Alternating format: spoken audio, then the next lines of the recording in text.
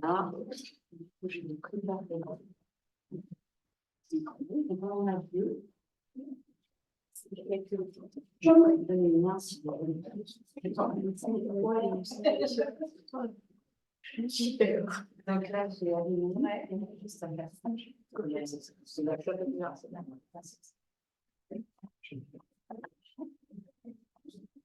Je ne voulais pas vous annoncer parce qu'en fait, c'est plus agréable.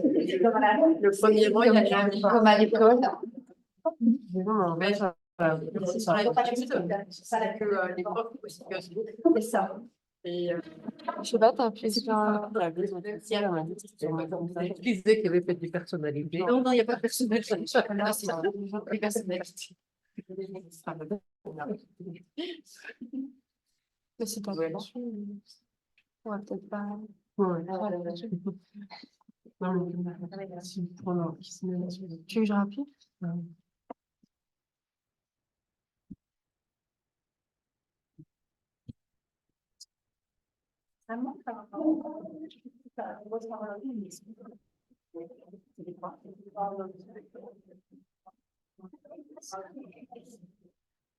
Tu me diras quand je dis un petit mot.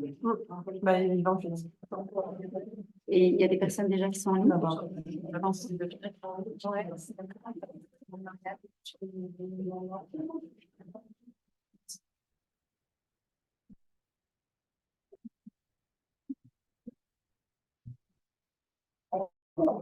Voilà, démarrer.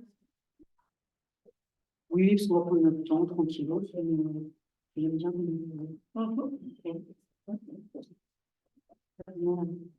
Des rendez-vous clairs en même temps. C'est honorer votre présence. Qui est agréable. On peut y aller. Ils sont arrivés. J'ai préparé. Là, ça marche. Oui. Est-ce que c'est confortable pour vous? Ça va? C'est pas trop fort? Parce que moi, j'ai l'impression que c'est fort. Bonsoir et bienvenue à la Cité Audacieuse qui nous accueille ce soir pour un nouveau numéro de Page de l'égalité organisé par le Laboratoire de l'égalité. S'il y a des personnes qui sont déjà en visio, bienvenue à vous également. Ce soir, j'ai le plaisir d'accueillir Corinne Luxembourg et Anna Boyle pour parler de l'espace égalitaire. Alors, qu'est-ce que c'est que cette bête-là? Je ne sais pas vous, moi, je n'avais jamais entendu parler de ça avant, de parler avec Anne, en fait.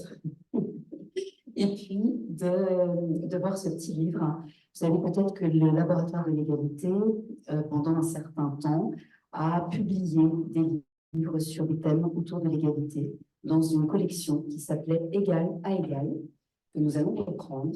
Il y a un numéro que nous avons consacré à la ville faite par et pour les hommes de Yves Rébaud. Alors, il date déjà un peu, de 2015. Vous pouvez en acquérir un exemplaire là, si ça vous intéresse. Et comme il date déjà de 2015, je suis très, très heureuse de pouvoir, comment on dit, remettre d'actualité, un peu d'actualité, la question de l'espace égalitaire avec nos deux entités. Alors, avant de vous présenter, j'avais envie de vous lire une petite phrase qui, moi, m'a beaucoup, beaucoup marquée. Je vous la lis. Le maître étalon de l'urbanisme, de l'architecte ou de l'aménagement reste un humain masculin, valide, hétérosexuel, de classe moyenne, relativement jeune. Autrement dit, la ville reste endocentrée. On commence déjà fort, et c'est une phrase qui est tirée du livre que Corinne Luxembourg a coordonné en 2020, non, 2017, 2017, et qui s'appelle La ville, quel genre? L'espace public à l'épreuve du genre. Donc, on rentre d'emblée dans la problématique que nous allons aborder ce soir de cette ville qui resterait endocentrée. Est-ce que peut-être quelqu'un pourrait me fermer la porte parce que ça permettrait de réduire un tout petit peu le bruit ici? Ah non, c'est juste... Ah oui, mais comme on a un panneau, ça devrait aller.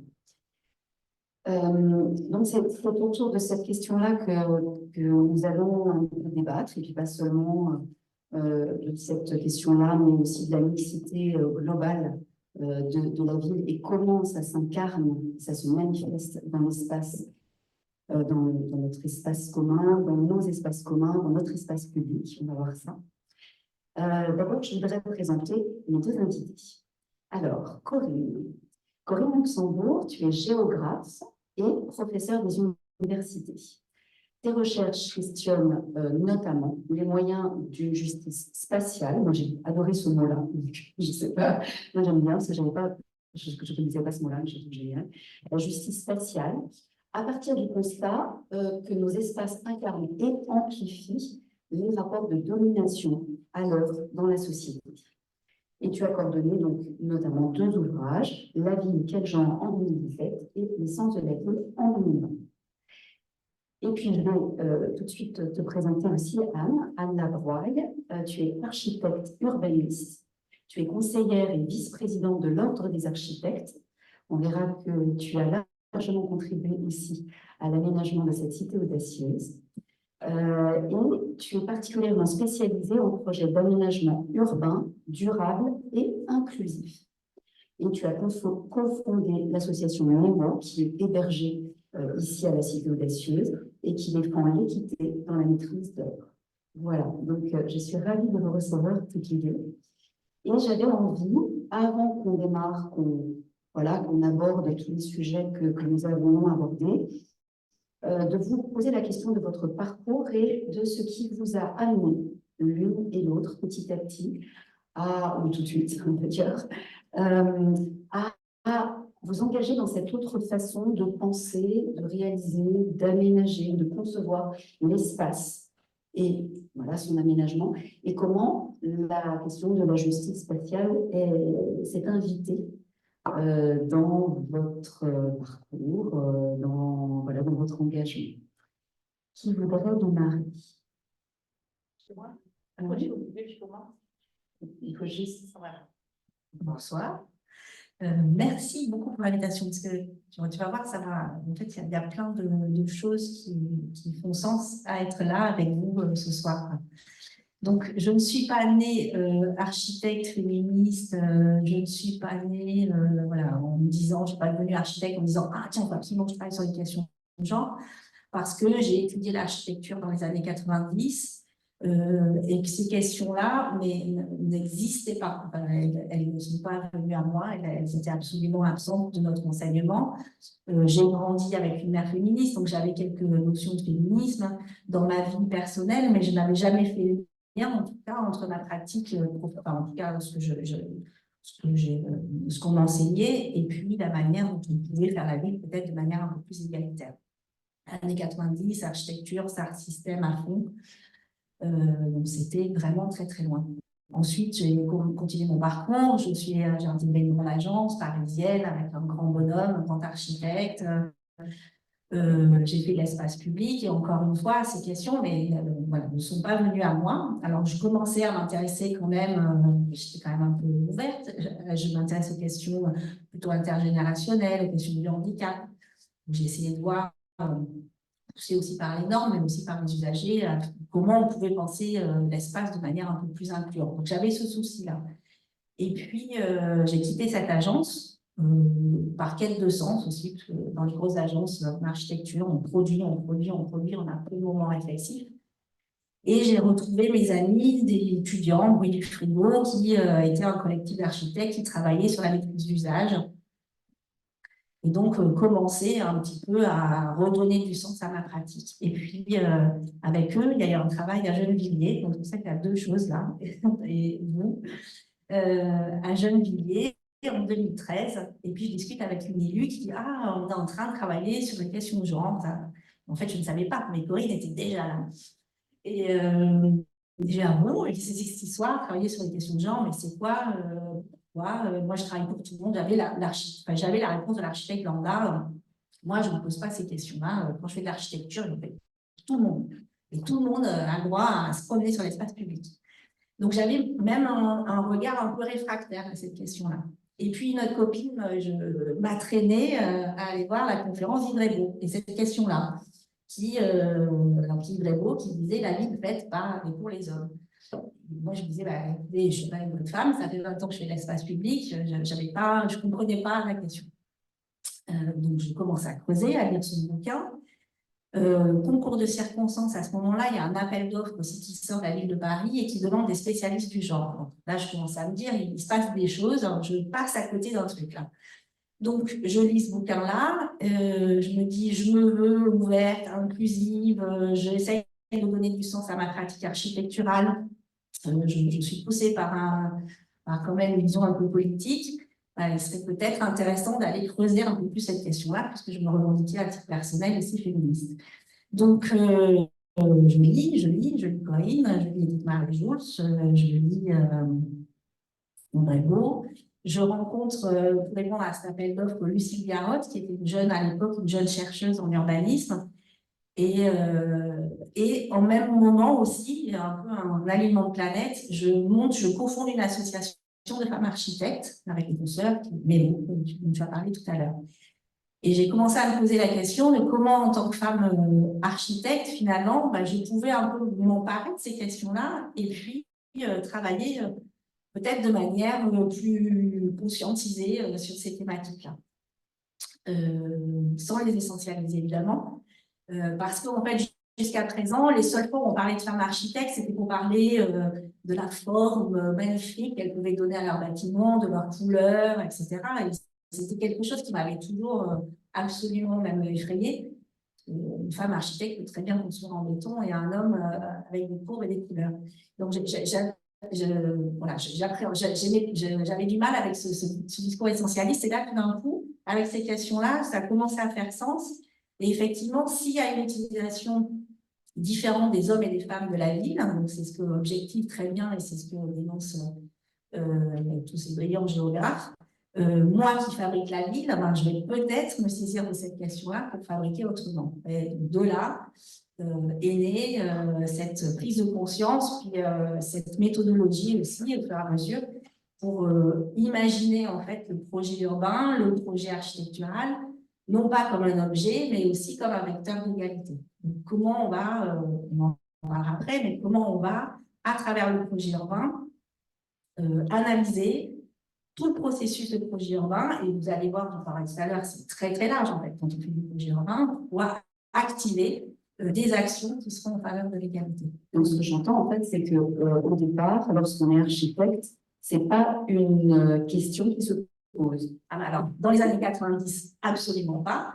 Il fallait, on était en plein backlash du féminisme, donc il fallait surtout pas cette question n'arrivait pas à nous. Maintenant, elle se pose, elle commence à émerger dans les écoles archi. Je suis aussi enseignante, je remercie les étudiantes de Nanterre là ce soir. Donc, je suis aussi enseignante en bas. Et donc là, ça commence à émerger, mais c'est plutôt en tout cas, quand moi je suis missionnée dans l'enseignement, ce n'est pas pour ça. Donc, je saupoudre.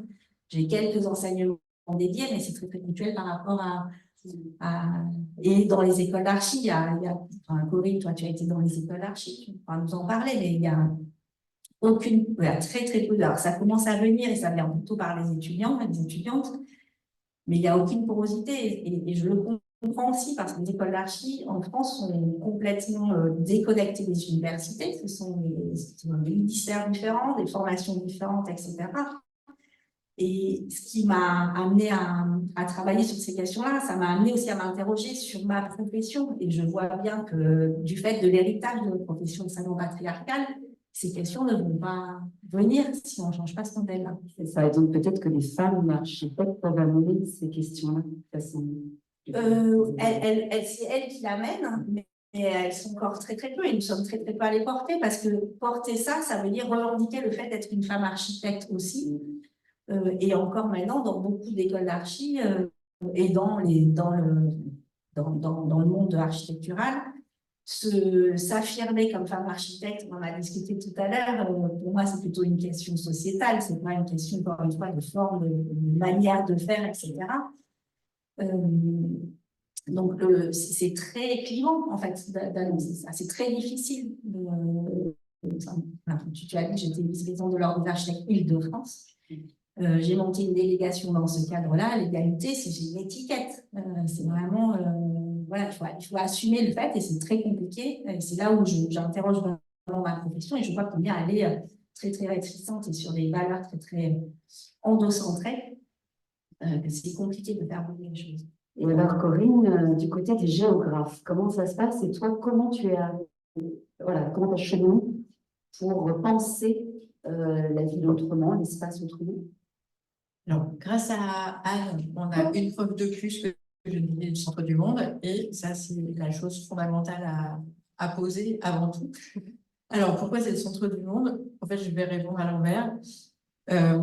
Moi, comment j'en arrive à travailler principalement sur la place des femmes dans l'espace public? C'est parce que, en discutant avec celui qui allait devenir le maire de Gennevilliers en 2014, donc Patrice Leclerc, donc, pour refaire un tout petit peu l'histoire juste avant, j'étais conseillère municipale, mais maîtresse de conférence dans le Pas-de-Calais. Donc, je pouvais décemment pas dire que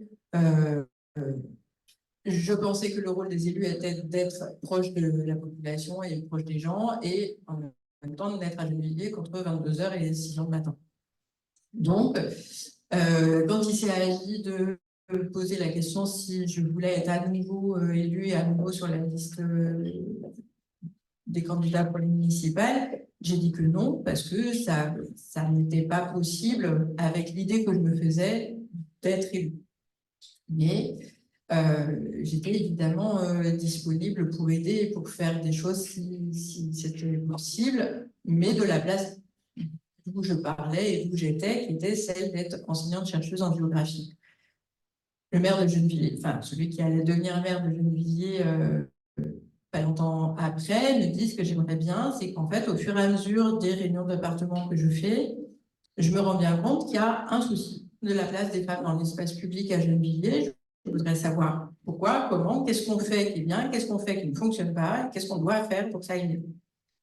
Et donc, partant de là, on dit, OK, on va monter un programme de recherche, donc une recherche-action participative avec les habitants et les habitantes de Gennevilliers, donc principalement des habitantes en réalité.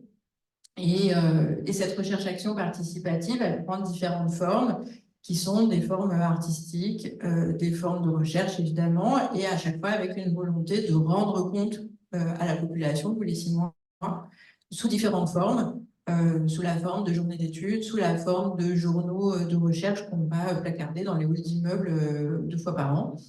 Et donc ce travail-là, il est fondamental pour moi, bien sûr, mais il permet aussi aux habitantes de se saisir de cette question-là. Et moi, mon objectif, c'était au bout des 6 ans de cette recherche-action, donc 6 ans, c'est-à-dire le temps d'un mandat municipal, eh bien, on n'a plus besoin de moi, c'est-à-dire qu'on aura formé suffisamment de gens pour que ça fonctionne et que ça avance comme ça. Les travaux qu'on a menés, on les a menés avec les services municipaux de la ville et entre autres la mission égalité femmes-hommes, qui devient par la suite un service et qui aujourd'hui est un service égalité femmes-hommes et qui est totalement transversal au service d'aménagement, au service d'assainissement, d'éclairage, etc. et d'urbain.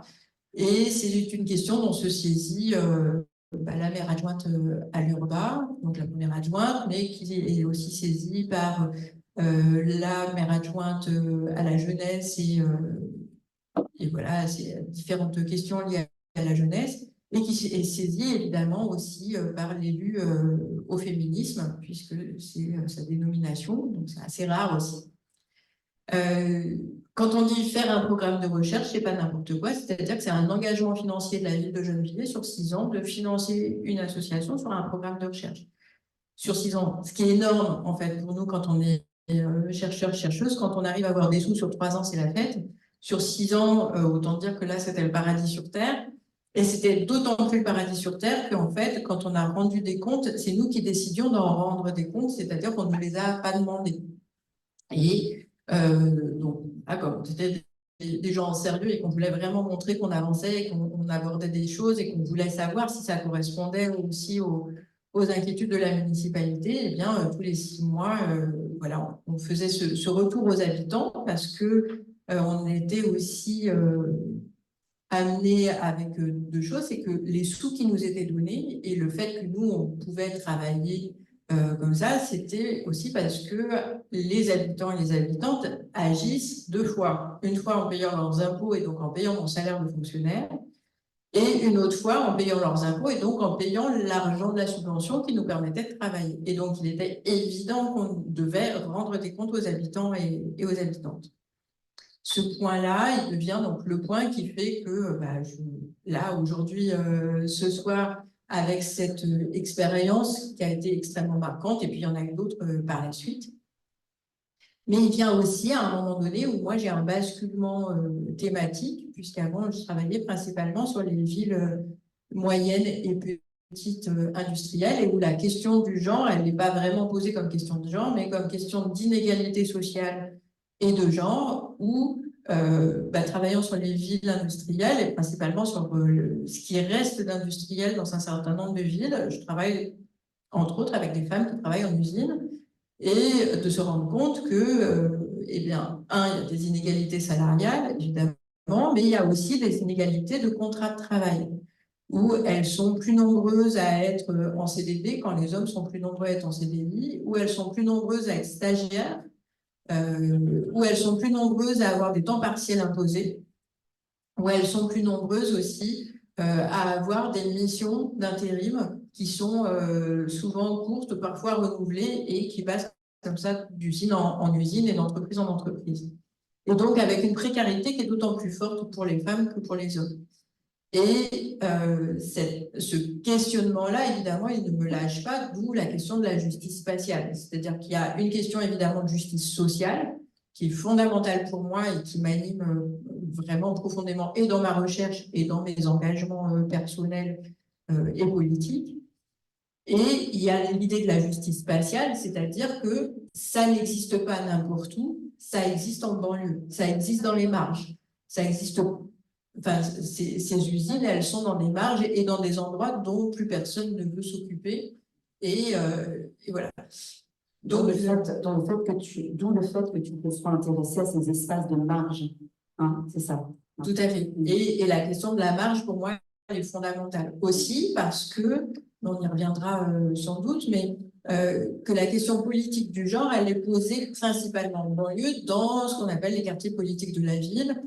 C'est-à-dire qu'on ne va pas le poser dans le 16e arrondissement, par exemple. Pour autant, la question du sexisme, elle est tout aussi présente, quels que soient les milieux culturels et quels que soient les milieux sociaux, et que l'interdiction faite aux femmes à être dans certains endroits, elle est tout aussi présente dans les quartiers riches, enfin dans les beaux quartiers, que dans les quartiers populaires. La seule chose, c'est que les uns ont les moyens de cacher. En fait, on amplifie des stéréotypes en rendant visible cette question-là dans certains lieux, dans certains espaces et pas dans d'autres. On l'invisibilise en fait dans d'autres. Ok. Donc on voit déjà un petit peu votre parcours et que c'était pas gagné. En fait, c'est venu presque par le contact avec le concret, avec le terrain, en fait. Hein. Et c'est presque le terrain qui vous a amené à vous interroger et à vous engager petit à petit dans cette thématique-là. Alors, ce qu'on va interroger, là, j'ai choisi d'aborder trois angles, on va dire. D'une part, les espaces qui accueillent le public, parce qu'on était dans un lieu, on est dans un lieu assez privilégié ici, un tiers-lieu féministe en plein cœur de Paris, très, très exceptionnel, et j'avais envie qu'on parte des espaces qui accueillent le public. Et puis après, on ouvrira vers la ville, vers l'espace de la ville, pour interroger notamment comment dans la ville se manifeste, s'ancre ou pas la mixité, et on verra ce que ça signifie. Et puis, on ira de façon plus précise interroger la place des femmes dans la ville et ce que ça peut signifier aujourd'hui, comme choix politique notamment, on le verra ensemble. Et puis, on vous laissera bien sûr un temps, ici et puis éventuellement aussi en ligne s'il y a des personnes pour poser vos questions, bien entendu. Donc, je voudrais qu'on démarre sur les espaces qui accueillent du public, qui est déjà Anne, parce que là, c'est une année. Donc, Anne, comme tu es l'architecte quand même qui a beaucoup travaillé sur la cité audacieuse, J'aurais voulu que tu nous racontes un petit peu comment ça s'est passé, en quoi ce lieu se devait-il d'être différent et en quoi a-t-il été pensé pour se mettre au service des personnes qui l'utilisent. Ok. Alors, l'histoire, elle est chouette. Ça a été à peu près 2 ans après la création de MEMO, donc MEMO, association collective de femmes architectes qui travaillent pour l'égalité, etc. On entend dire que la ville de Paris est en train de... On entend dire, on a reçu un mail de la ville de Paris en nous disant que la ville de Paris est en train de réfléchir à la création d'un lieu féministe. Alors, ça, je ne sais plus si ça s'appelait comme ça, mais un lieu dédié aux droits des femmes. Et qu'elle a invité pour une grande séance de concertation toutes les associations féministes de la ville de Paris. Donc, évidemment, on est venu et ça a duré 1 an. En fait, il y a eu plusieurs rencontres pour la définition de ce lieu-là. C'est-à-dire, qu'est-ce que serait un lieu dédié aux droits des femmes? Est-ce que ça devait être un lieu flambant neuf? Pour cela, il fallait attendre des années pour trouver la bonne opportunité, le bon lieu, parce que vous savez qu'à Paris, il n'y a plus beaucoup d'espace pour construire. Et puis ça coûterait beaucoup d'argent et ce serait long. Est-ce que on allait plutôt travailler sur un espace qui est déjà existant et puis on allait tester des choses, quitte à avoir un espace peut-être plus petit? Voilà, donc il y avait des discussions comme ça et c'était aussi intéressant de voir les questions étaient très ouvertes. Ça va ressembler à quoi un lieu féministe. Alors là, on est parti sur les couleurs et les formes. Bon, il y avait quelques éléments un peu parfois qui, moi, en tant qu'architecte, voilà, m'interrogeaient, mais bon, bref. Évidemment, on s'est saisi de ça en tant que collectif MEMO. On dit, ah, on est architecte, nous, on est architecte, hop, on a du mal on veut travailler là-dessus. Évidemment, c'est l'espace, c'est une super opportunité. Donc, on a tellement levé les bras très haut qu'on a été entendu. Et voilà, je suis amenée à rencontrer Anne-Cécile Meffert de la Fondation des femmes, qui venait d'avoir cet espace-là, et qui dit, la mairie de Paris m'a dit qu'elle était architecte, et nous, on voulait monter un projet avec un maximum de femmes aussi à travers ce projet-là. Donc, on cherche tous les corps de métier.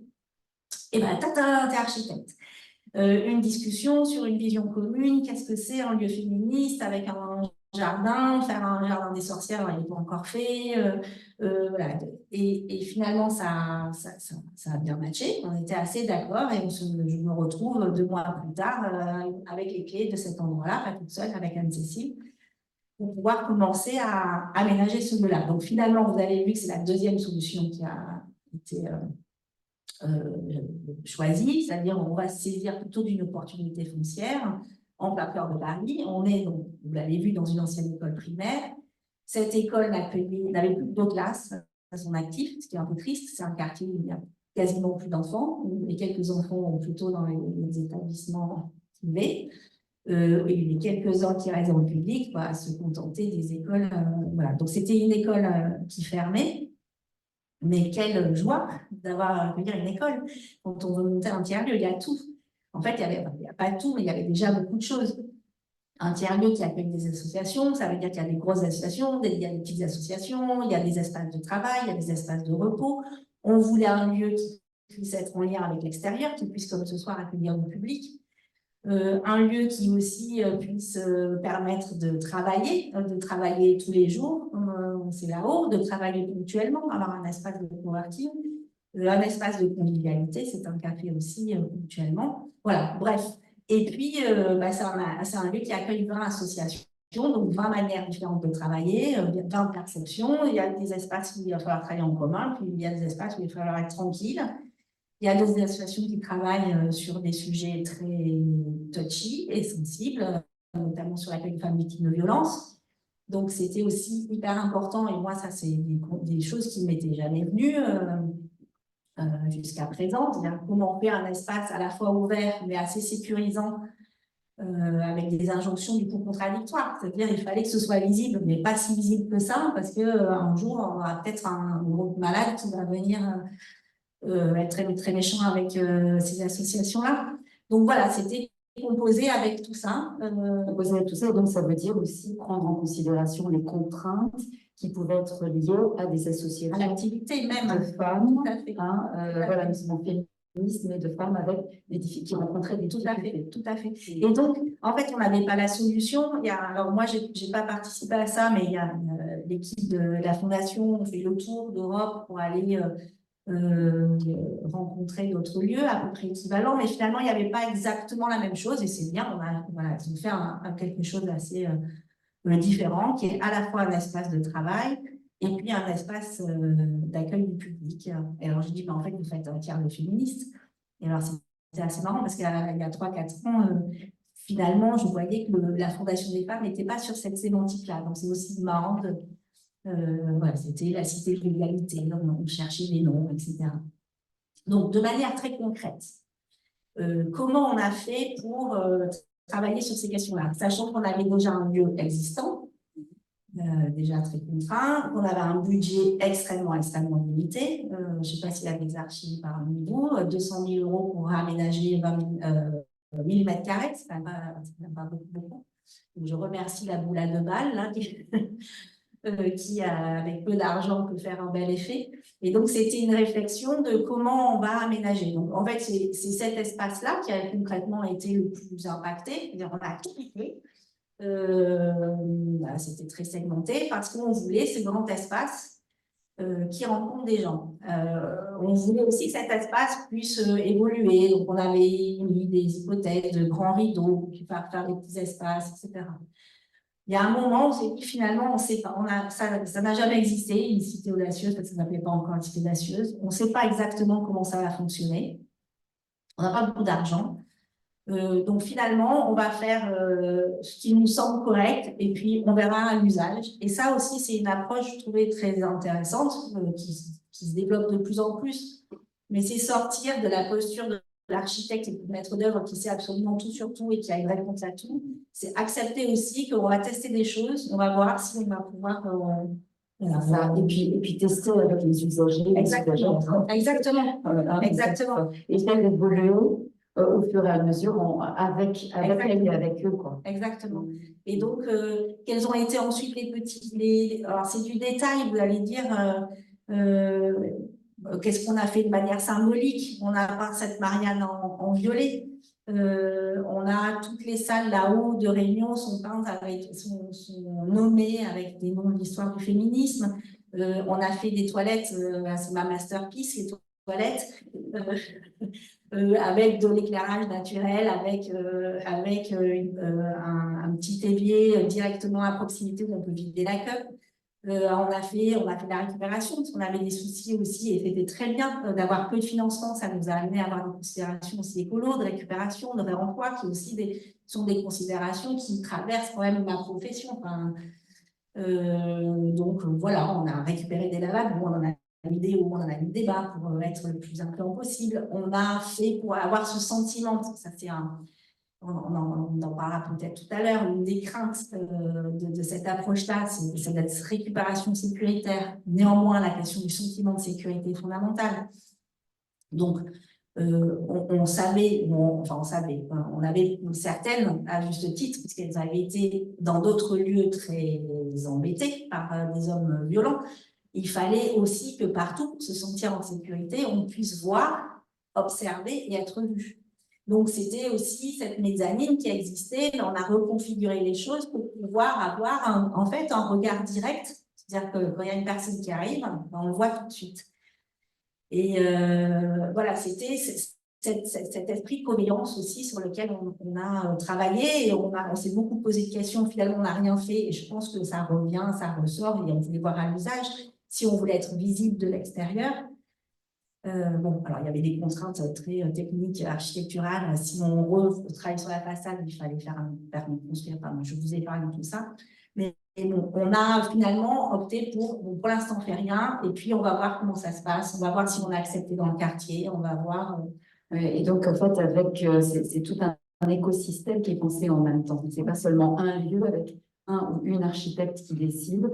Ce sera comme ça et c'est finalisé. Mais c'est avec le temps, avec les gens, avec le quartier. C'est vraiment une autre façon de penser. Oui. Et là, on est en train, très concrètement, on supputait que ça allait être un peu un problème. Mais on n'a pas de lieu de réunion, un petit espace de réunion accessible. Quand je dis accessible, je parle de l'accessibilité universelle en situation de handicap pour un fauteuil roulant.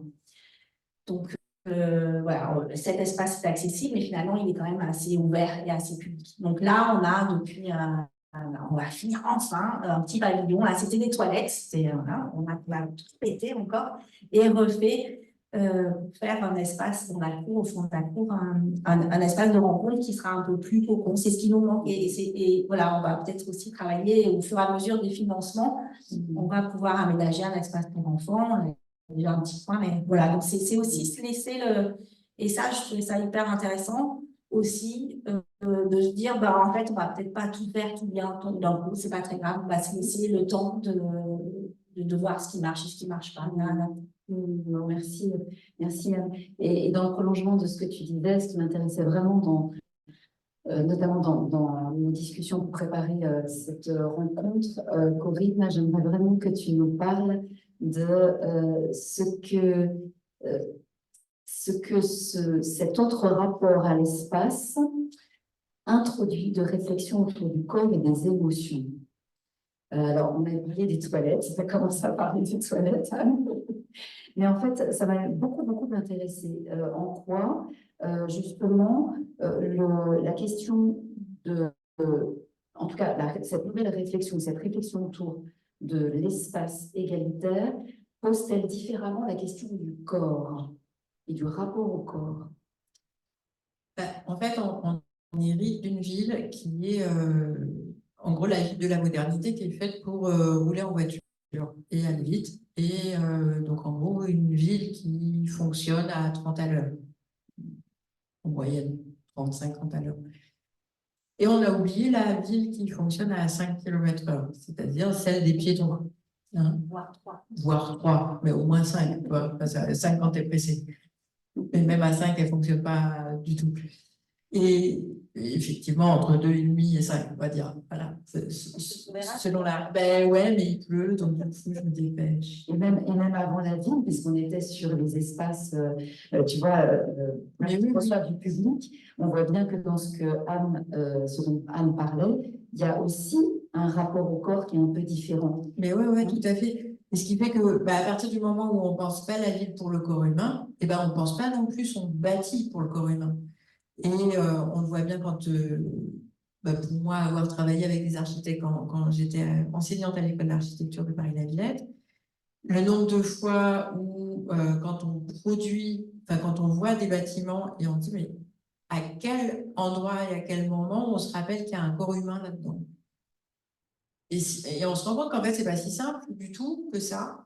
Tu disais les personnes qui sont porteuses de handicap. Alors, il y a le handicap visible, mais il y a aussi la somme de handicaps invisibles pour lesquels le rapport à l'espace est un problème aussi. Il y a un problème sonore, qui est un problème visuel, mais qui est un problème aussi parfois de trop grande promiscuité quand les espaces sont trop petits, ou en tout cas trop serrés.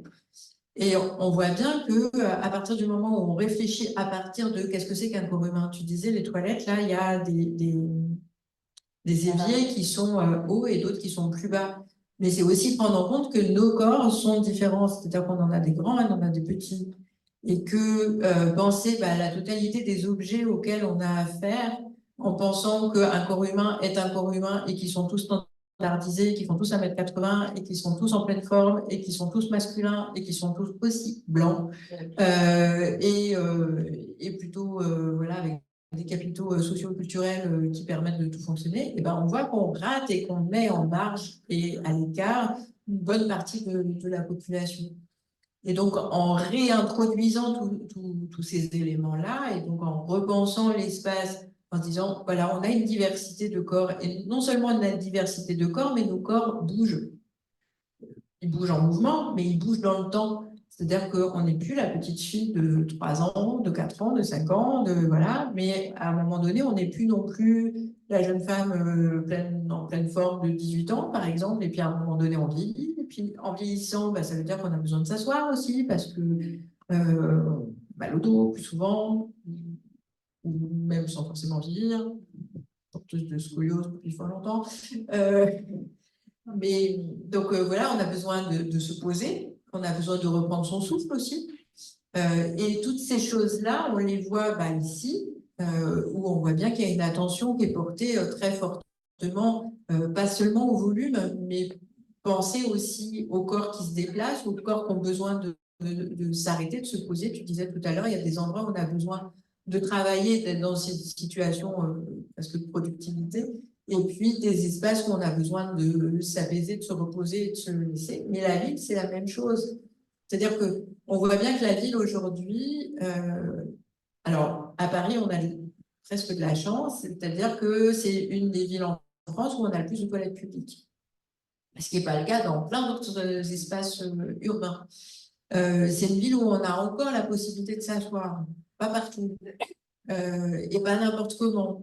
Et voilà. Et on se rend bien compte que, de fait, quand on prend ces deux choses-là, aller aux toilettes et s'asseoir, eh bien, on a un sujet politique qui est fondamental. C'est-à-dire que pouvoir s'asseoir dans l'espace public, si on ne peut pas, c'est parce que, oui, mais qui va s'asseoir? Qui va y rester? Qui va s'y allonger?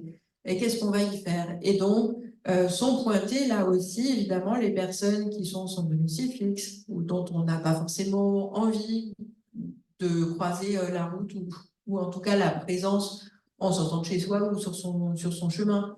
Ça va être aussi des personnes qui vont être sujettes à différentes addictions, notamment de toxicomanie ou d'alcoolisme. Et donc, du coup, voilà, c'est aussi des choses qui sont dérangeantes. Et se cacher ne règle pas le problème.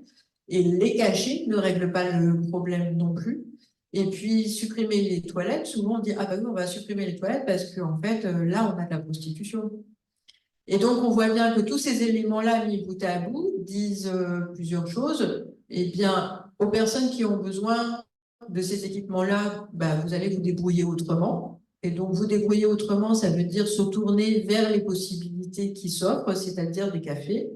Ça veut dire payer. Et ça veut dire aussi dire que l'espace public n'est plus gratuit dans sa possibilité de la déambulation. Parce qu'on déambule bien que quand on peut s'arrêter.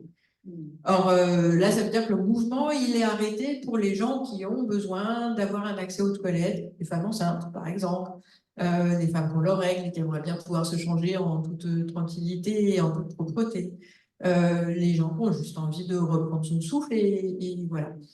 Et non seulement on leur dit, débrouillez-vous autrement, et puis on dit aux gens qui sont dans des situations d'addiction, partez. Et on ne veut pas vous voir, et surtout, ce n'est pas un problème politique global qui nous concerne.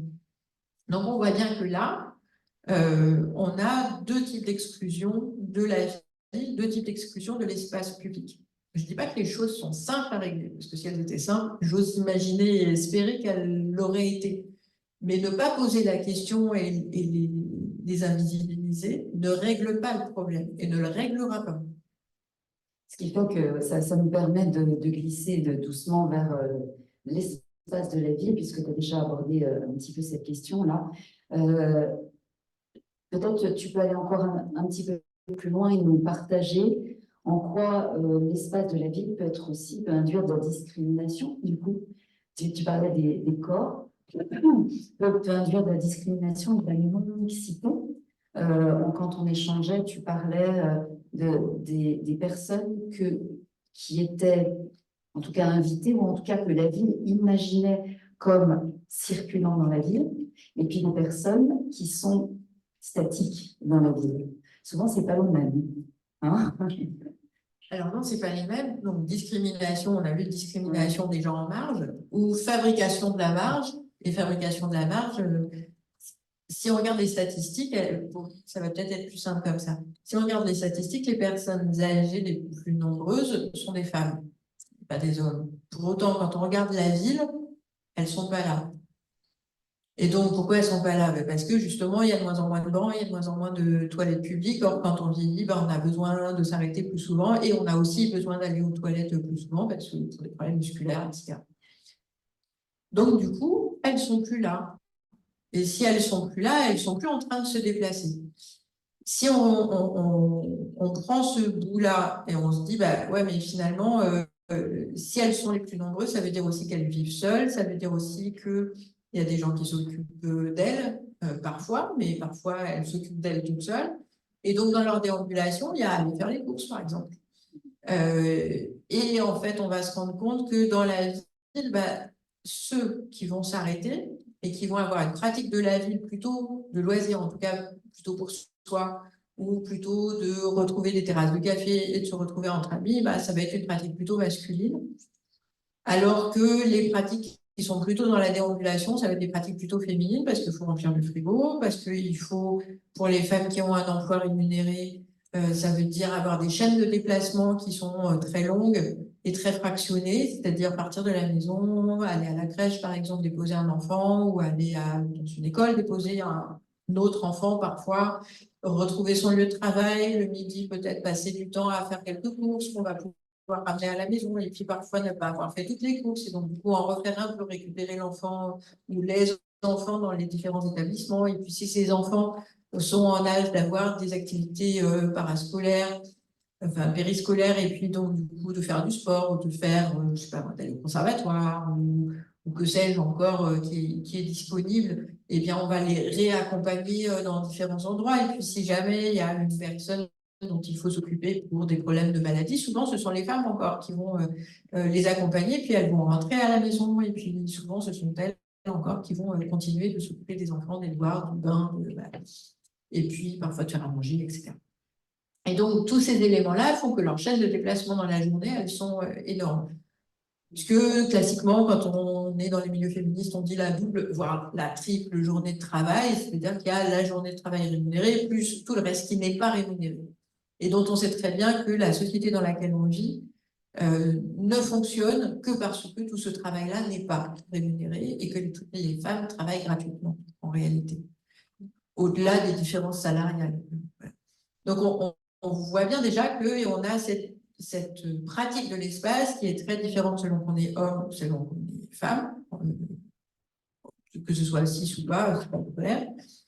Mais on va avoir ces différences-là, et puis on va voir aussi qu'on a des types d'aménagements qui sont spécifiques. Et donc, par exemple, le seul endroit quand on est une femme pour pouvoir s'asseoir sans être trop importunée par quelqu'un qui va se sentir autorisé à venir nous dire bonjour sans qu'on l'ait forcément sollicité, ça va être les bancs autour des jeux pour enfants. Mais les bancs autour des jeux pour enfants, ça signifie qu'on est dans l'attention à quelqu'un qui est en train de faire du toboggan, de la balançoire ou que sais-je. Parce que ça veut dire que si on est là, c'est qu'on est dans une action qui est celle de faire attention. C'est-à-dire que c'est une extension du lieu et du travail domestique, en réalité, dans l'espace public.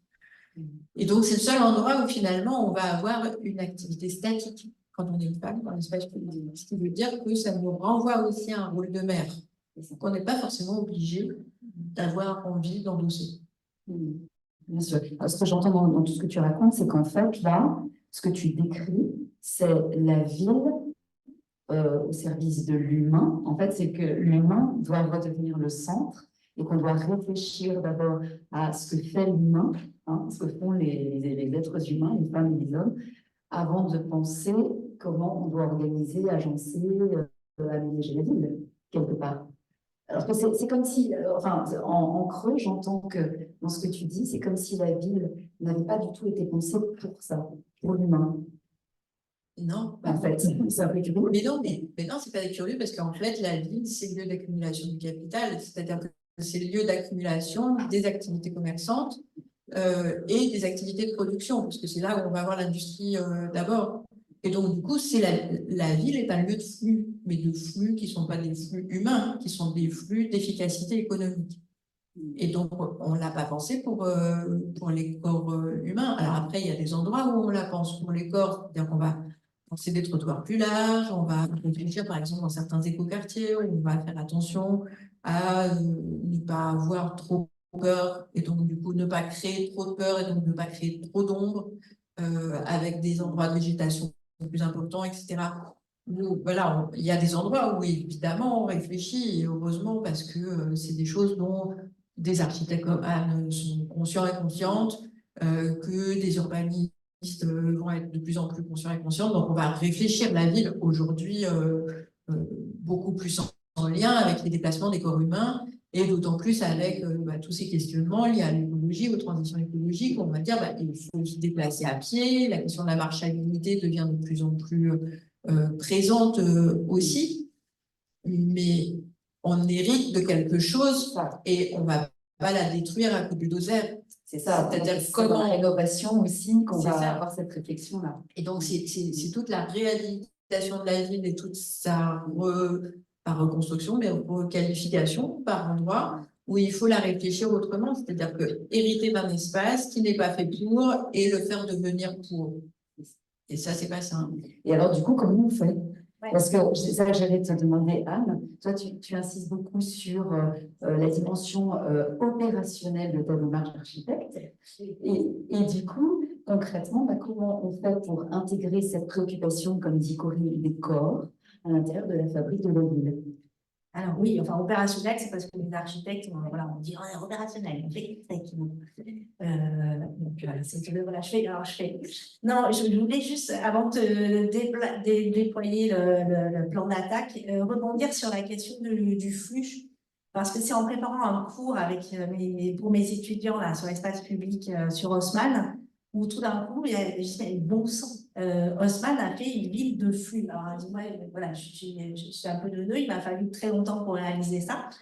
Mais voilà, et donc en fait, effectivement, les lieux de pause sont très, très cadrés dans les parcs, mais le reste, on est là pour marcher, et c'est que du flux. Et c'est ce que j'essaie de faire comprendre à mes étudiants, c'est du vide, en fait. Voilà. Comment aménager Si je peux me permettre, c'est ce qu'on a vu pendant le Covid. Oui. Parce que, notamment à Paris, où les parcs étaient fermés, mais il n'y avait plus que du flux possible, puisque on n'avait même pas le droit de s'arrêter. On n'était pas sur la nature.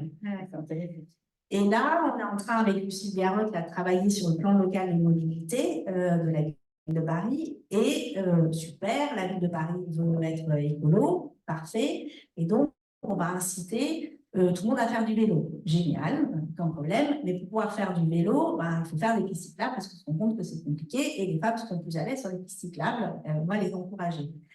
Alors, je ne sais pas s'il y a certaines cyclistes parmi vous, moi j'en suis. Je trouvais ça quand les pistes cyclables sont arrivées, les pistes Covid, là, génial, j'ai pris mon vélo, j'étais trop contente, j'ai plus peur, j'ai des pistes cyclables, etc.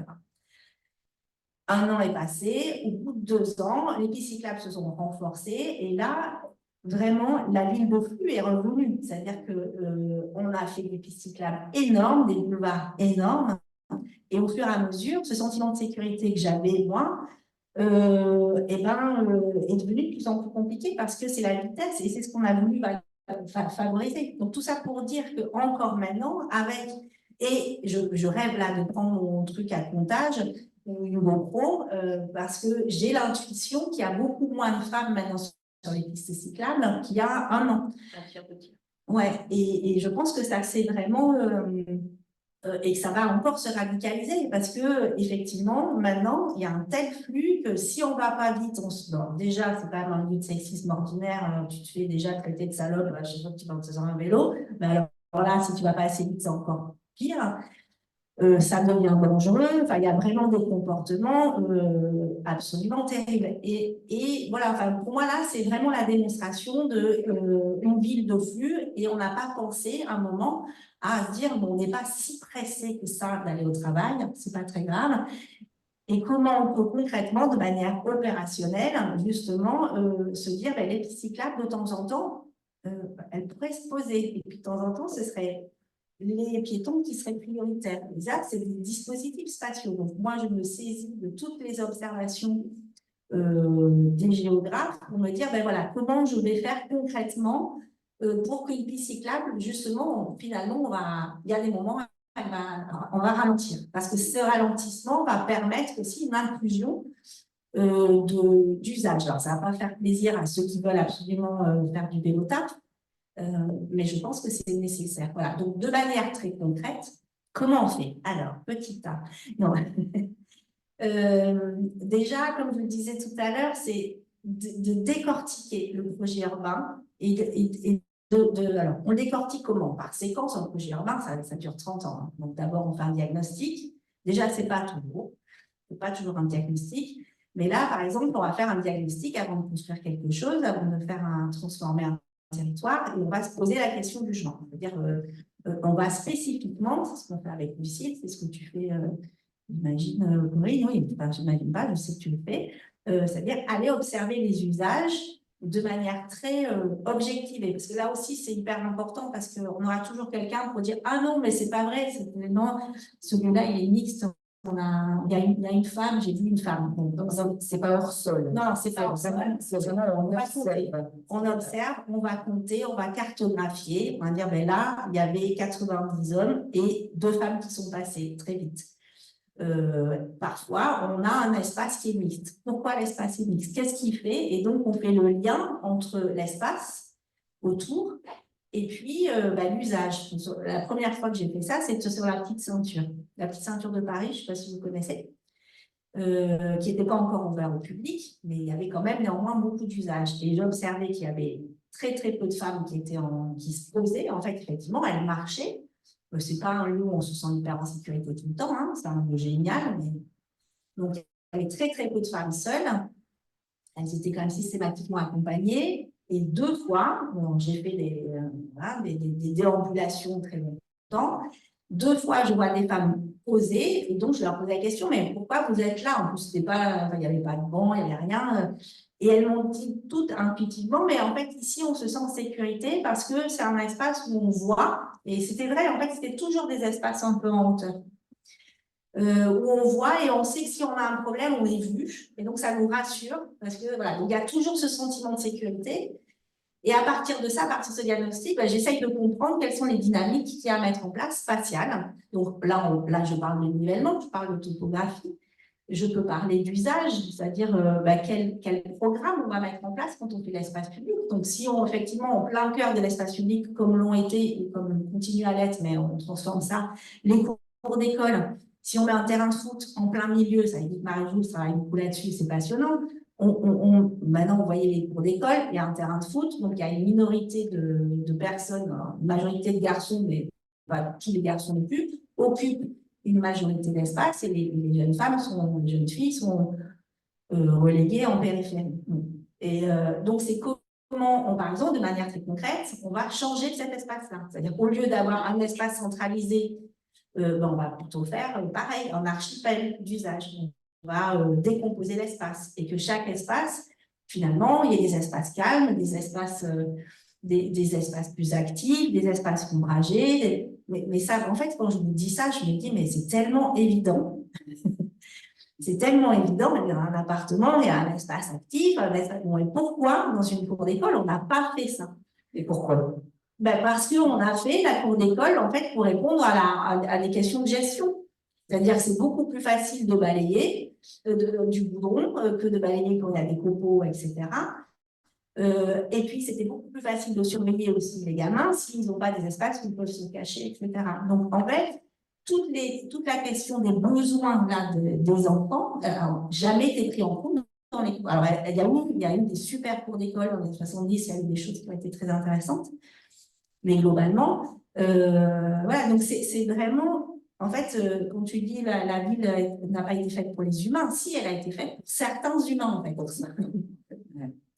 Et donc, c'est amené à déconstruire ça. Et c'est compliqué, comme tu disais, Corinne, parce qu'effectivement, on est dans plein d'injonctions contradictoires. Voilà, donc concrètement, donc on va travailler sur le diagnostic pour identifier quels sont les besoins de chacune et vraiment porter un focus. Moi, je me souviens de Gennevilliers 2013. Je travaillais avec des frigo, des gens super ouverts, etc. Et puis, finalement, on est passé à côté d'une association de jeunes nanas. À chaque fois, en fait, ah oui, il y a des jeunes femmes là, qui voudraient vous voir, mais on n'avait jamais le temps. En fait, mais maintenant, ce serait une priorité. Vous me direz ça, je vais bien sûr aller les voir parce que ces jeunes femmes, en fait, on ne les voyait jamais sur l'espace public.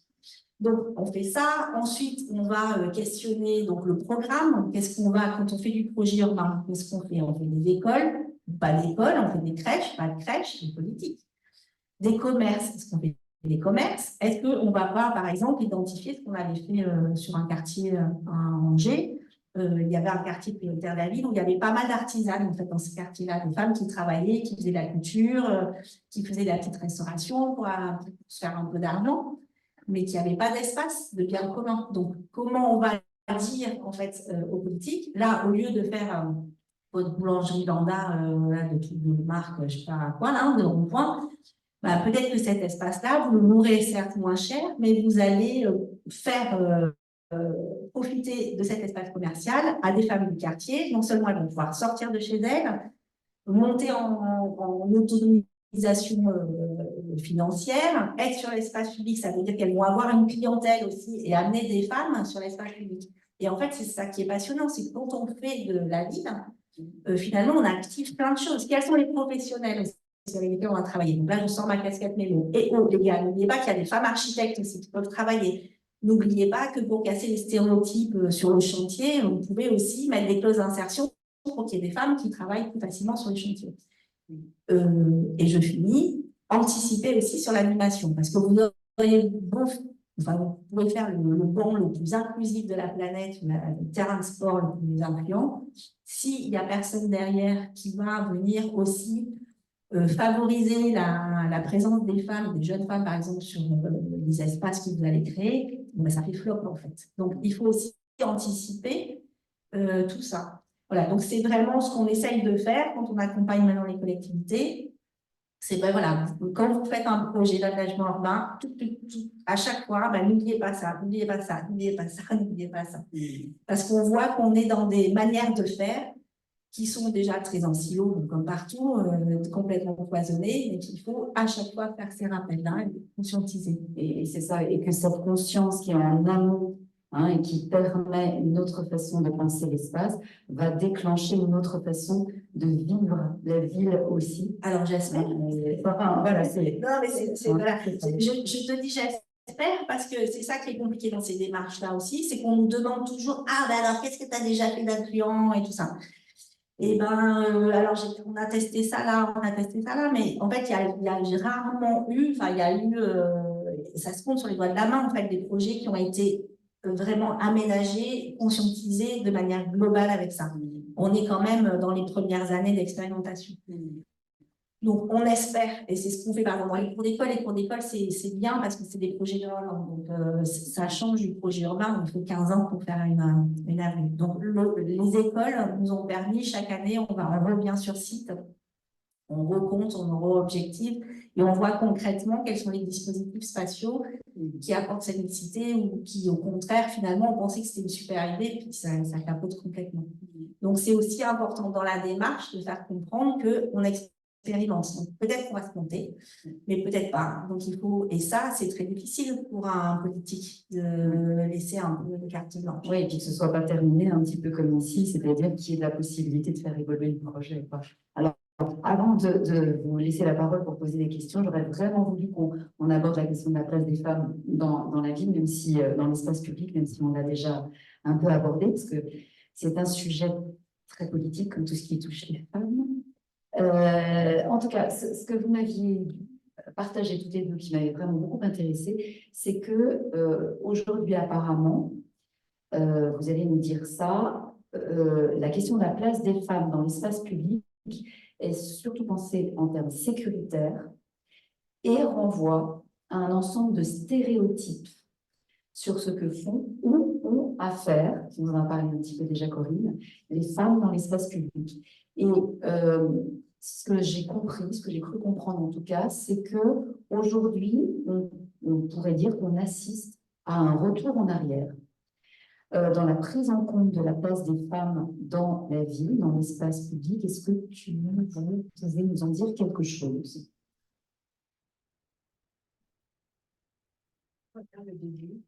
C'est comme tu veux, c'est en fait, c'est parce qu'en fait, moi, ce qui m'a marqué, c'est la question sécuritaire et des stéréotypes. Ça y est, Ça va, ça, je suis consciente. Alors, sur la question sécuritaire, Anne, tu as dû le voir et l'entendre aussi bon nombre de fois, en fait. Souvent, une des réponses que l'on va faire à « Ah, tiens, vous vous sentez pas bien à cet endroit-là, c'est parce que vous êtes en sentiment d'insécurité, et donc de sentiment d'insécurité à insécurité, il n'y a pas loin. » Et donc, très rapidement, en fait, on dit « Ah, ok, bah, vous ne vous sentez pas bien, c'est pas grave, on va vous mettre une caméra de vidéosurveillance, puis ça va régler votre problème. » Alors, évidemment, ça ne règle pas. Voilà. Une fois ça, c'est fait. Et non seulement ça ne règle pas, mais en plus de ça, ça entretient plein d'autres choses. dans les choses que ça entretient le fait que vous vous sentez pas bien dans l'espace public, bah, vous avez qu'à rester chez vous parce que là, au moins, vous serez en sécurité. Ah, oui, mais du coup, ça veut dire qu'on oublie juste un truc, c'est que là où les femmes sont victimes de violences le plus, c'est chez elles. Et là où elles sont victimes de violences le plus, c'est pas avec l'inconnu qui serait caché derrière un tronc d'arbre, même si ça existe, mais il ne s'agit pas de nier ça, surtout pas. Mais sauf que la plupart des agressions, en fait, elles sont commises par des gens que les femmes connaissent déjà intimement, c'est-à-dire qu'elles font partie de leur famille, ou en tout cas de leurs très proches, ou de leurs ex très proches qui ont mal supporté justement des ex. Et donc, faisant ça, ça invisibilise déjà le danger qu'il y a à rester parfois avec des proches violents. Ça oublie aussi le fait que les femmes ont le droit de sortir et qu'elles ne sont pas obligées d'être maintenues à domicile. Et puis, ça fait porter une chose qui est absolument terrible, c'est-à-dire l'incorporation du rapport de pouvoir patriarcal qu'elles ont et que nous avons toutes et voilà, incorporé. C'est-à-dire que le patriarcat explique de c'est mieux si tu es chez toi, et c'est mieux si tu as peur la nuit, et c'est mieux si tu as peur dehors. Et donc, du coup, bah, rentre, en fait. Et comme ça permet d'avoir le contrôle. Et le meilleur moyen pour avoir le contrôle, c'est de mettre en place un système émotionnel qui est, bah, comme tout système émotionnel, pas réfléchi, pas pensé, pas objectivé. Et que ce système émotionnel, c'est un rapport de peur. Et donc, c'est quelque chose qu'on a totalement intrinsèquement vécu et qui est alimenté depuis qu'on est toute petite et qui est alimenté par des gens très bien intentionnés, de fais-toi raccompagner, de oui, mais t'as vu l'heure qu'il est, il faudrait peut-être quand même que tu penses à rentrer, de rentre pas après telle heure parce que bon, tu sais bien, c'est pas très sûr, etc. Donc il y a tous ces éléments-là qui font que bah, la question sécuritaire, elle devient quasiment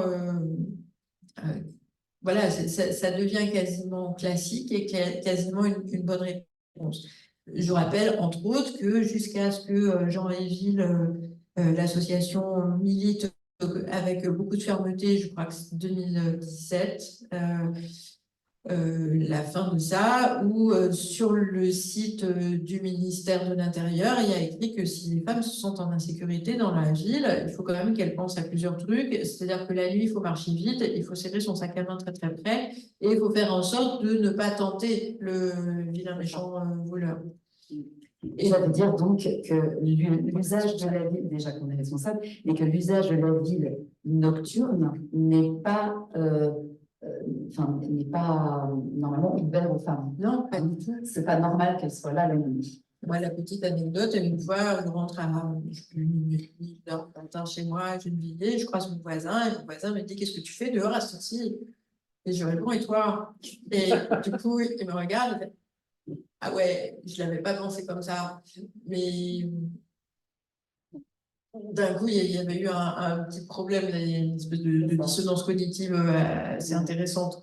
Et ce que tu disais, en fait, c'est que la réponse, aujourd'hui en tout cas, la réponse politique, c'est d'hyper-sécuriser des réponses sécuritaires de contrôle, hein, c'est surtout ça, et pas d'aménagement du territoire pour que ce soit possible que les femmes soient dans la ville la nuit.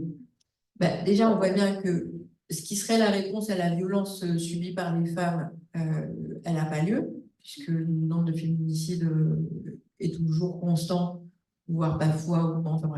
Voilà, donc c'est quand même assez catastrophique. Ça, c'est une première chose. Et la deuxième chose, c'est effectivement, c'est du contrôle. Et ce n'est que du contrôle. Et si on regarde, alors je ne sais pas ce qui va en être là, parce qu'on est dans la période de signature des nouveaux contrats de ville. Alors, les nouveaux contrats de ville ne concernent que les quartiers dits politiques de la ville, c'est-à-dire ces quartiers de marge, de banlieue, où déjà, ce sont les seuls endroits dans lesquels on a de l'argent pour pouvoir faire les études. Donc, voilà. J'ai déjà dit tout à l'heure que ce n'était pas parce qu'il y avait de l'argent que c'était là où il y avait le plus de problèmes, mais c'est juste qu'à un moment donné, on va expliquer que dans ces quartiers-là, qui sont des quartiers pauvres avec une population d'origine d'ailleurs plus nombreuse, et bien c'est là où on va faire les diagnostics. On ne fait pas les diagnostics ailleurs. Et on les fait là parce qu'il y a du renouvellement urbain. Donc ça, c'était ce qui a été rendu possible par le fait que Najat Vallaud-Belkacem soit à un moment donné ministre et de la question des femmes et de la question de la ville. Et donc, Enfin, ça a permis ça quand même. Ça a permis que émerge la question du genre dans l'espace public et la question de la place des femmes dans l'espace public fortement et que d'un point de vue institutionnel, ça devienne quelque chose de récurrent et de classique. Mais on voit bien qu'au fur et à mesure avec le temps, le fait que ce soit pas élargi à toute opération d'aménagement crée de la discrimination supplémentaire et de la discrimination spatiale. C'est-à-dire que déjà qu'on a une racialisation des quartiers politiques de la ville, eh bien, vient évidemment s'ajouter la question de « Ah oui, mais c'est là qu'on va faire les études sur les questions de sexisme. » Ah ben, c'est normal, c'est des pauvres, et en plus ils sont immigrés, donc on a absolument le cocktail total. Ça veut dire que cette question-là n'est pas posée ailleurs. Elle n'est pas posée ailleurs du tout. Et là, plus compliqué, donc je reste dans l'attente parce que pour le moment, on n'a pas la totalité des contrats de ville et on a un changement politique, c'est-à-dire qu'on n'a plus un cadrage fort, général, mais on a un cadrage qui est beaucoup plus léger et qui laisse les villes décider de ce qu'elles vont mettre beaucoup plus largement dans leur contrat de ville. Mais pour autant, la note de cadrage et ce qui est écrit dans le communiqué de presse du gouvernement, l'ancien gouvernement, le précédent, quoi, il y a 3 lignes sur la place des femmes dans l'espace public qui n'est que sécuritaire. C'est là où il y a quelque chose qui ressemble un peu à un retour en arrière. Il n'y a rien du tout sur les inégalités. C'est-à-dire que la question de la place des femmes dans les espaces publics, elle n'est traitée que par leur sécurité, c'est-à-dire d'un point de vue totalement patriarcal et totalement surplombant et dominant. Par contre, tout ce qui est inégalité et rapport aux discriminations, pour le moment, en tout cas, je ne l'ai pas vu dans les textes. J'attends de voir les contrats de ville quand ils vont sortir les uns derrière les autres, dans quelle mesure ils sont pris en compte ou pas par les municipalités, puisque maintenant, ça va être dévolu aux municipalités d'introduire ou pas ces questions-là. Et donc, de voir si ça a suffisamment infusé pour que ça devienne un argument récurrent, ou pas suffisamment et que donc ça va faire partie des choses qui vont passer à la trappe. Donc, il faut être vigilante sur ces questions. Et toi, du coup, Anne, en tant qu'architecte, tu vois une évolution dans les projets par rapport à la place des femmes? Oui, alors c'était un peu l'objet de notre discussion. C'est vrai que moi, j'arrive en fait un peu après, qu'il y ait une prise de conscience politique. C'est-à-dire que moi, je suis missionnée en fait par une collectivité qui a décidé de travailler sur ces territoires-là. Donc, il a fallu avant ça processe qu'il y ait une forte volonté politique, qui aille voir ses services techniques et qui disent « Ah, il faut absolument qu'il y ait des personnes qui travaillent sur cette question-là ». Heureusement, on est 4 à travailler là-dessus. Bon, finalement, on se contente de 10 projets. Mais à l'échelle de ce qui se passe en France, effectivement, c'est peanuts, quoi. C'est absolument peanuts. Donc, moi, je vois à ma petite échelle, oui, je vois une évolution parce que je vois des collectivités qui s'intéressent à ça. Là, encore tout à l'heure, il y a, pour le 8 mars, mais tant pis, et tant mieux, il y a un des vice-présidents, ça qui m'intéresse, il faut qu'on en parle, des vice-présidents de l'Association des maires de France, voilà, qui en plus étaient très attachés à la question de sécurité. Et qui dit, qui propose d'intervenir pour le 8 mars, un débat pour justement sensibiliser les élus à ces questions-là. Donc, effectivement, on en avait parlé en préparation, il faut faire hyper gaffe parce qu'on sait que ça peut être récupéré et que moi-même, les premières fois que j'avais entendu parler de la prise en compte du genre, j'avais déjà, pourtant c'était à Aubervilliers, je ne te connaissais pas encore, mais pas jeune fille, pardon, excuse-moi.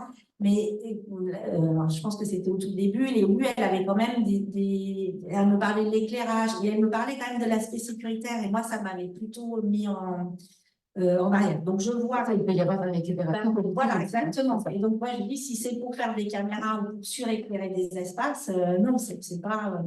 Donc, c'est pour ça que j'essaye un peu de décortiquer de manière plus ou moins subtile, mais le projet urbain, pour voir tout ce qu'on peut activer pour créer ce sentiment de sécurité. C'est ça, c'est la différence entre la sécurité et le sentiment de sécurité. Et montrer que le sentiment de sécurité, en fait, il est activé par plein d'éléments qui peuvent être spatiaux, c'est mon job, mais qui peuvent être activés aussi par plein de choses, l'éducation, enfin, par plein de choses. Donc, j'ai envie de te dire, je suis plutôt optimiste parce que j'ai l'impression qu'il y a quand même une prise de conscience, voilà, pas globale et pas massive, mais que ça bouge, qu'il y a des territoires qui bougent, qu'il y a des collectivités, et là, moi, les cours d'école, je trouve ça, donc maintenant, alors je suis ravie parce qu'il y a 10 ans, la compète, c'était à la ville qui avait la plus grande tour. Maintenant, c'est la ville qui a le plus gros programme de réhabilitation de cours d'école. Donc, je trouve ça plutôt chouette comme signe. Et je vois bien que de manière systématique, ces questions de cours d'école sont fondamentales parce qu'elles questionnent vraiment tout ça. Elles questionnent la place des enfants, la mixité de l'espace, de la végétalisation, etc. Et puis les sujets qui deviennent importants. Voilà, parce que c'était un sujet secondaire. Complètement. Donc, et quand je vois vraiment de manière massive, maintenant, c'est la compète à toutes ces. Mais le problème, c'est que ce sont des métropoles. Enfin, c'est ce que m'avait dit ce maire d'une petite commune du fin fond de l'Essonne. Il m'a dit, madame, mais c'est super, mais vous êtes missionné par, en fait, quand je lui faisais la liste de toutes les villes pour lesquelles je travaillais, il disait, mais vous êtes missionné par des grandes villes qui ont aussi des capacités financières à pouvoir vous missionner. Donc, comment, et alors que dans la ruralité, c'est des questions qui sont tout aussi évidemment présentes et sur lesquelles il faut bosser, mais qui avaient beaucoup moins de moyens et d'ingénierie urbaine aussi. Alors que, en même temps, ce que tu me racontais, par exemple, je ne sais plus sur quel projet, où, je sais pas, je crois que tu avais installé, ou vous aviez installé, je ne sais plus, c'était un endroit où les femmes pouvaient se poser et elles pouvaient voir. Ah oui, oui, tu sais. Alors ça, c'est pas moi qui l'ai fait. Non. Mais je vais en parler parce que c'est super intéressant. C'est Igual Sari, c'est des Espagnols, des Catalanes de Barcelone, où elles avaient refait un parc. Et au lieu d'avoir ce dispositif de femmes, de mères qui vont être, c'est hyper, alors je ne sais pas là, vous êtes assez jeunes, mais certaines, il n'y a rien de plus ennuyeux que d'aller regarder ses enfants à faire des jouets. Ah, c'est bien, tu descends bien ton toboggan, bravo, clap, clap. Et c'est vrai que c'est le seul endroit où finalement tu as le droit de te poser sur l'espace public. Et moi, je n'ai jamais compris pourquoi en plus, déjà, c'est double peine. Déjà, tu dois regarder ton enfant et l'applaudir, mais en plus, tu t'ennuies royalement parce que ton banc, là, il est comme ça. Et en fait, tu tournes le dos, tu es complètement isolé par rapport aux autres femmes, alors qu'il y a un enjeu extraordinaire dans quels que soient les quartiers, les endroits où les enfants jouent, les mères, alors souvent c'est des mères, alors certes il y a toujours le papa qui a dit « Ah mais moi tous les samedis matins j'accompagne mon fils », oui mais c'est que le samedi matin, tu y vas. Et donc bon, enfin il est tard, mais cette question de banc par exemple, qu'est-ce que ça changerait d'avoir une petite tablette comme ça? Toi, on serait là, tu étais la maman du petit machin, là, et moi je suis la maman du petit bidule, et les enfants leur foutent la paix, et on est face à face, et on crée des liens. Bon, pourquoi on va toujours faire des bandes comme ça linéaires quand il y en a, parce que parfois il n'y a pas de bande. Voilà, donc c'est vraiment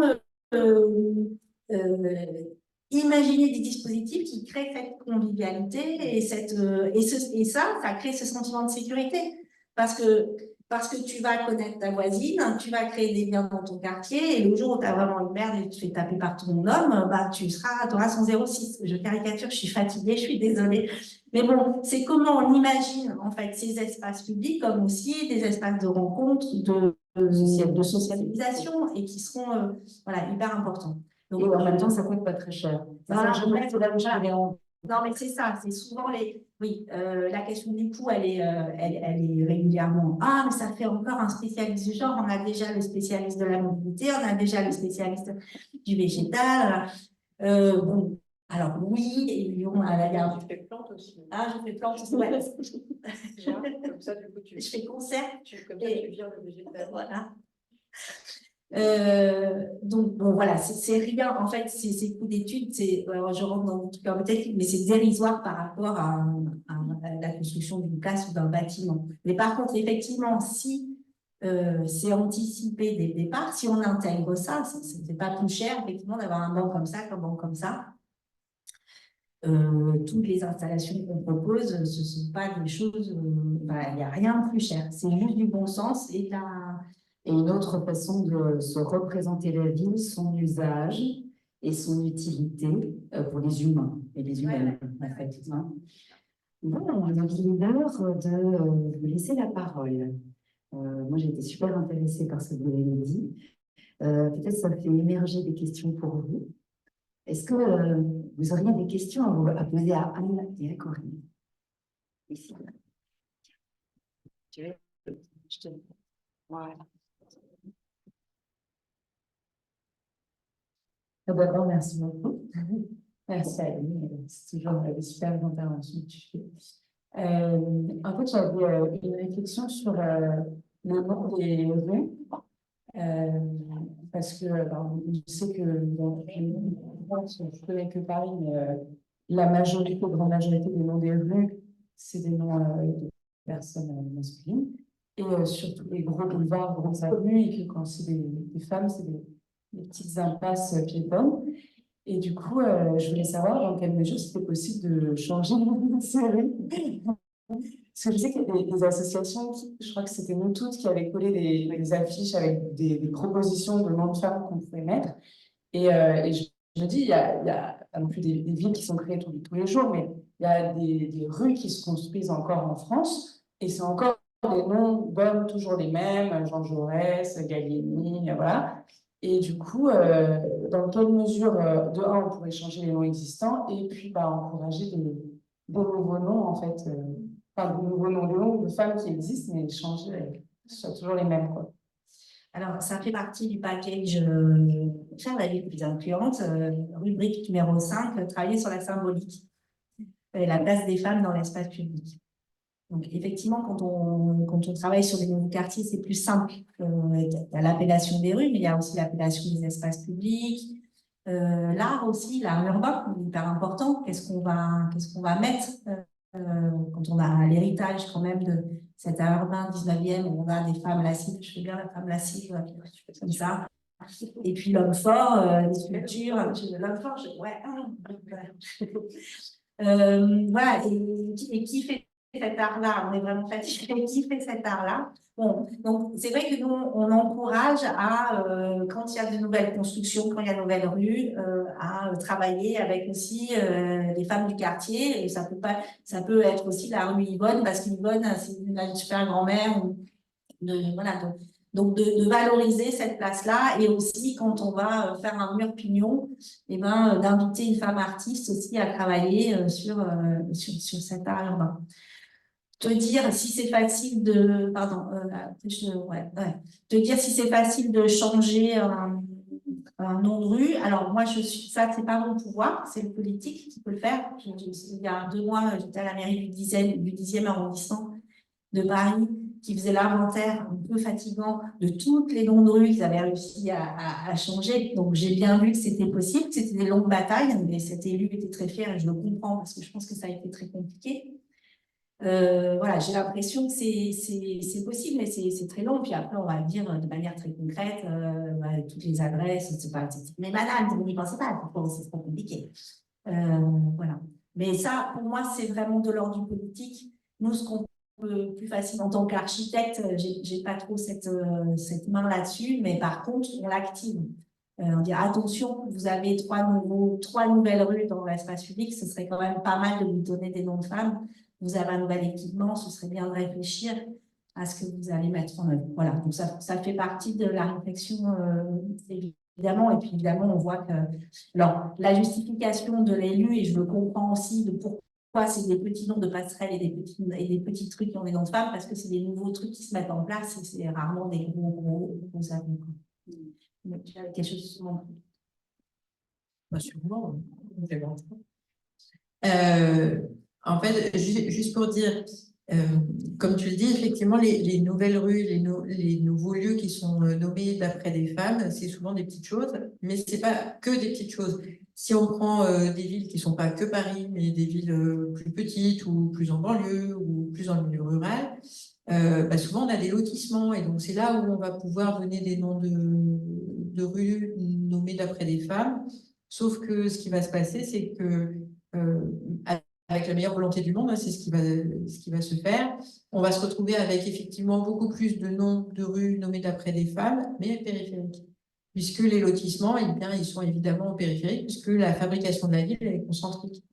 Et donc, au fur et à mesure, on va avoir les hommes au centre, et puis pouf, pouf, pouf, on va aller plus vers l'extérieur, et à l'extérieur, plus près de la bretelle autoroutière ou plus près des champs, on va trouver les noms de rues nommés d'après des femmes. Donc, c'est bien, mais on voit bien que même spatialement, ça raconte quand même quelque chose, c'est que ça vient après. Mais c'est possible effectivement de renommer des rues. J'en prends pour exemple la ville de Bonneuil qui, au 8 mars dernier, donc ça va faire un an bientôt, a décidé de passer à plus de 50% de noms de rues nommées d'après des femmes, quitte à renommer des villes, enfin des rues centrales de la ville. Donc d'étaler ce plan-là sur, je crois, 3 ans. D'aider les entreprises qui sont là, parce que les entreprises disent, ah bah oui, mais il faut qu'on change notre papeterie, le papier à lettres, tout ça. Voilà. Donc d'aider financièrement les entreprises qui disent, bah nous, on a des soucis parce que ça va nous faire des coûts qu'on n'avait pas prévus au départ. Mais en tout cas, d'accompagner les gens en disant, bon ben voilà, maintenant vous habitez plus rue Monsieur Machin, mais rue Madame Bidule.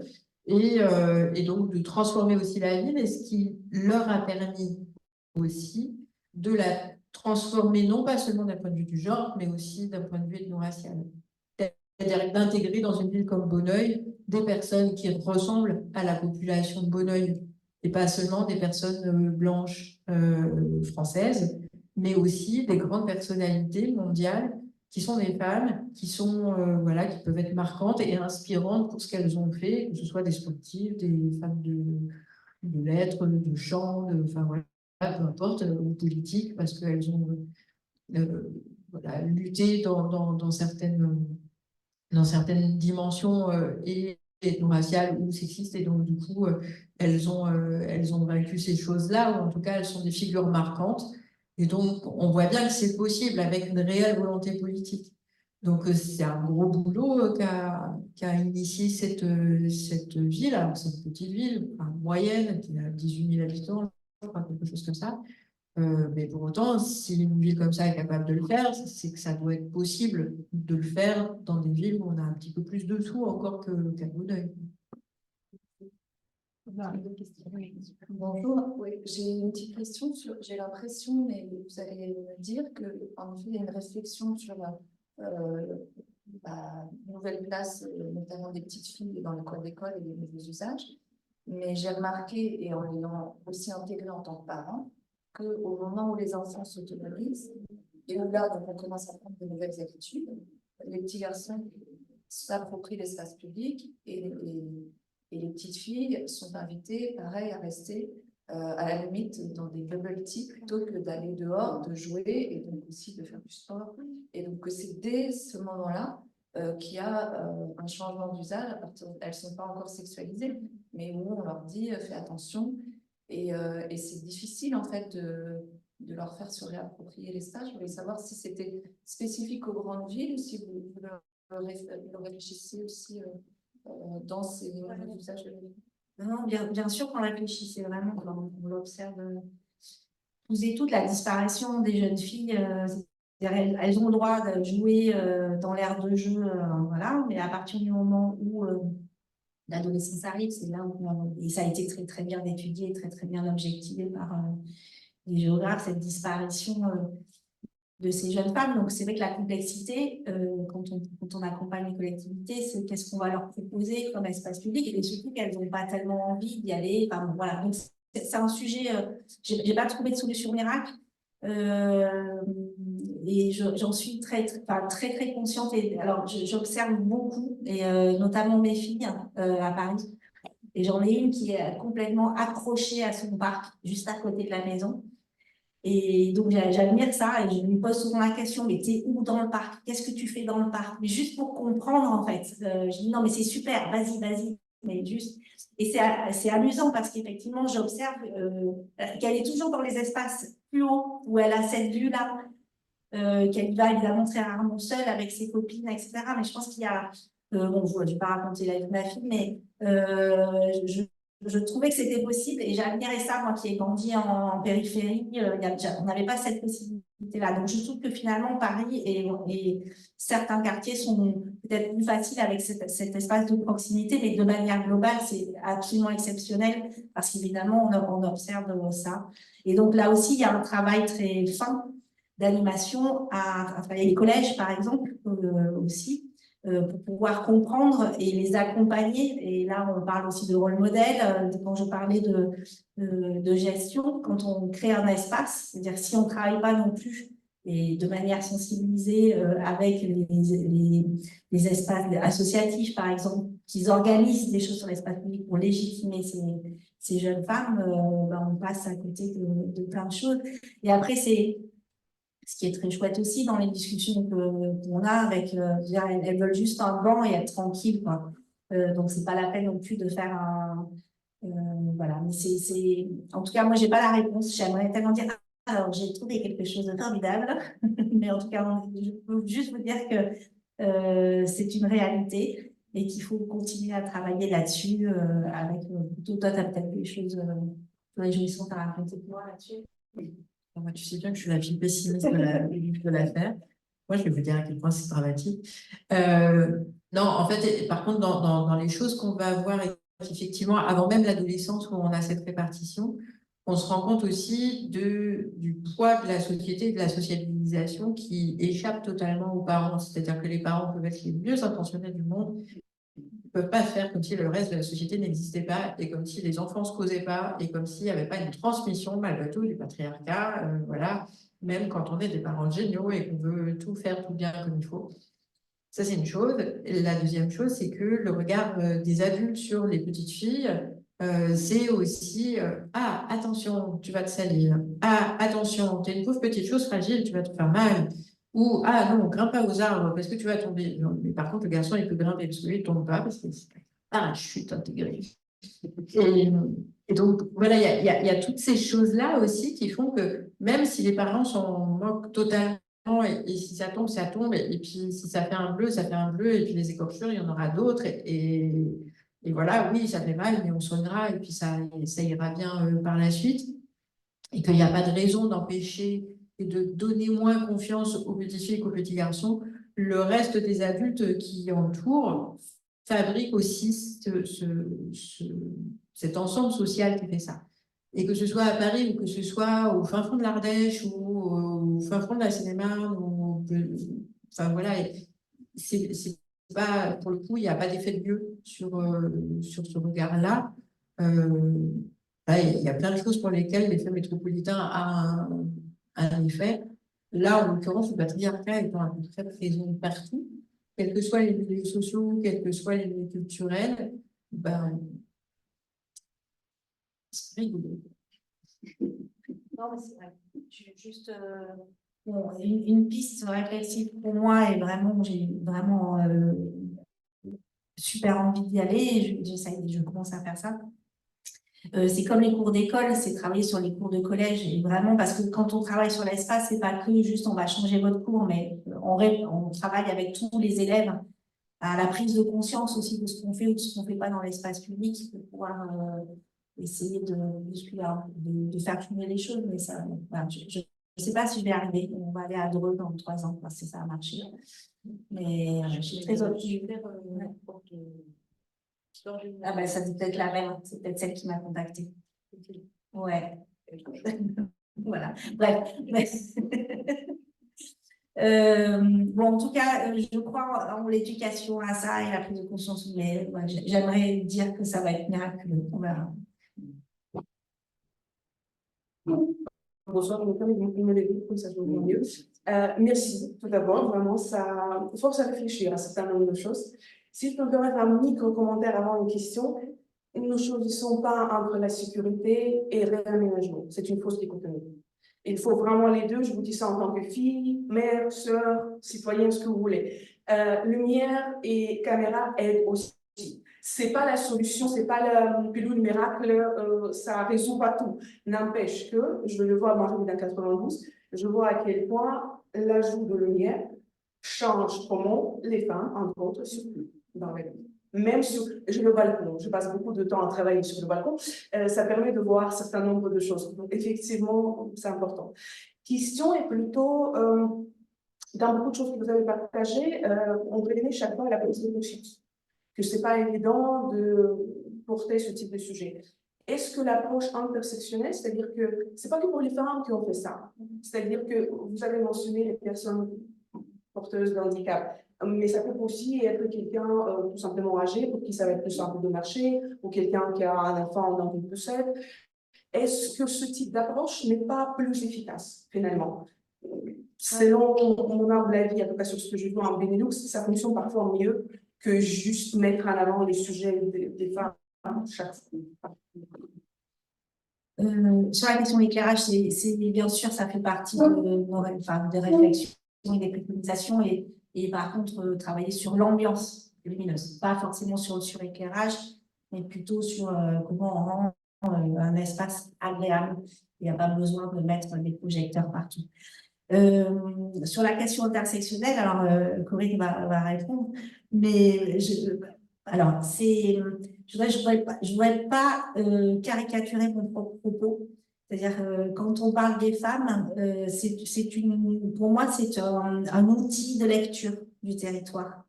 Mais évidemment, c'est une entrée en matière, parce qu'il faut bien rentrer, parce que c'est compliqué. Voilà, et parler d'intersectionnalité, si on prend tout mis bout à bout, je le teste, hein, je l'ai testé. J'ai testé, par exemple, sur la petite ceinture, on a fait un groupe d'enfants, un groupe d'ados qu'on n'a jamais vu parce qu'ils sont jamais venus, un groupe de femmes, un groupe de personnes âgées, voilà, pour justement identifier s'il y avait des regards différents à croiser, et un groupe de handicap cognitif. La bonne nouvelle, c'est que tout le monde, en fait, avait à peu près le même ressenti, à peu près les mêmes besoins, finalement. Juste qu'il n'y avait jamais été exprimé, à des nuances près, évidemment. Moi, je trouvais finalement l'approche des femmes, mais on peut tout à fait le critiquer, comme je l'entends, hein, c'est que, sachant qu'elles sont bon, déjà majoritaires, 52% de la population elles sont des femmes, qu'elles sont majoritaires dans la population vieillissante, qu'elles sont majoritaires dans toutes les couches sociales plutôt avec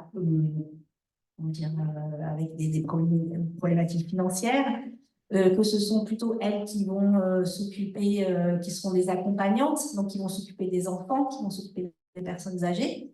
Ça, c'est statistique aussi, on récupère tout ça. C'est-à-dire que si on prend finalement juste ce regard-là, qui est quand même, c'est pas juste 52% de la population, on a en fait ce regard beaucoup plus ouvert que celui des femmes. Par exemple, on parle des poussettes. Ce qui est bon pour les poussettes, on ne poussette pas. On parle aussi de la personne qui est en fauteuil roulant.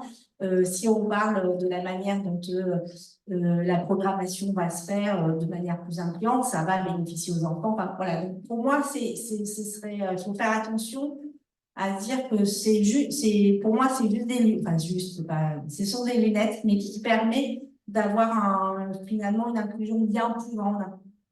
Parce que ça simplifie la vente, quelque part, le marketing, cette nouvelle approche et le besoin de réaménagement. C'est plutôt ça. Je trouve ça plus compliqué, personnellement, d'avoir une approche, de revendiquer une approche féministe dans une hiérarchie urbaniste, plutôt que de dire je fais de l'inclusion pour toutes les personnes âgées, enfants, etc. Je trouve ça politiquement plus compliqué, de manière évidemment.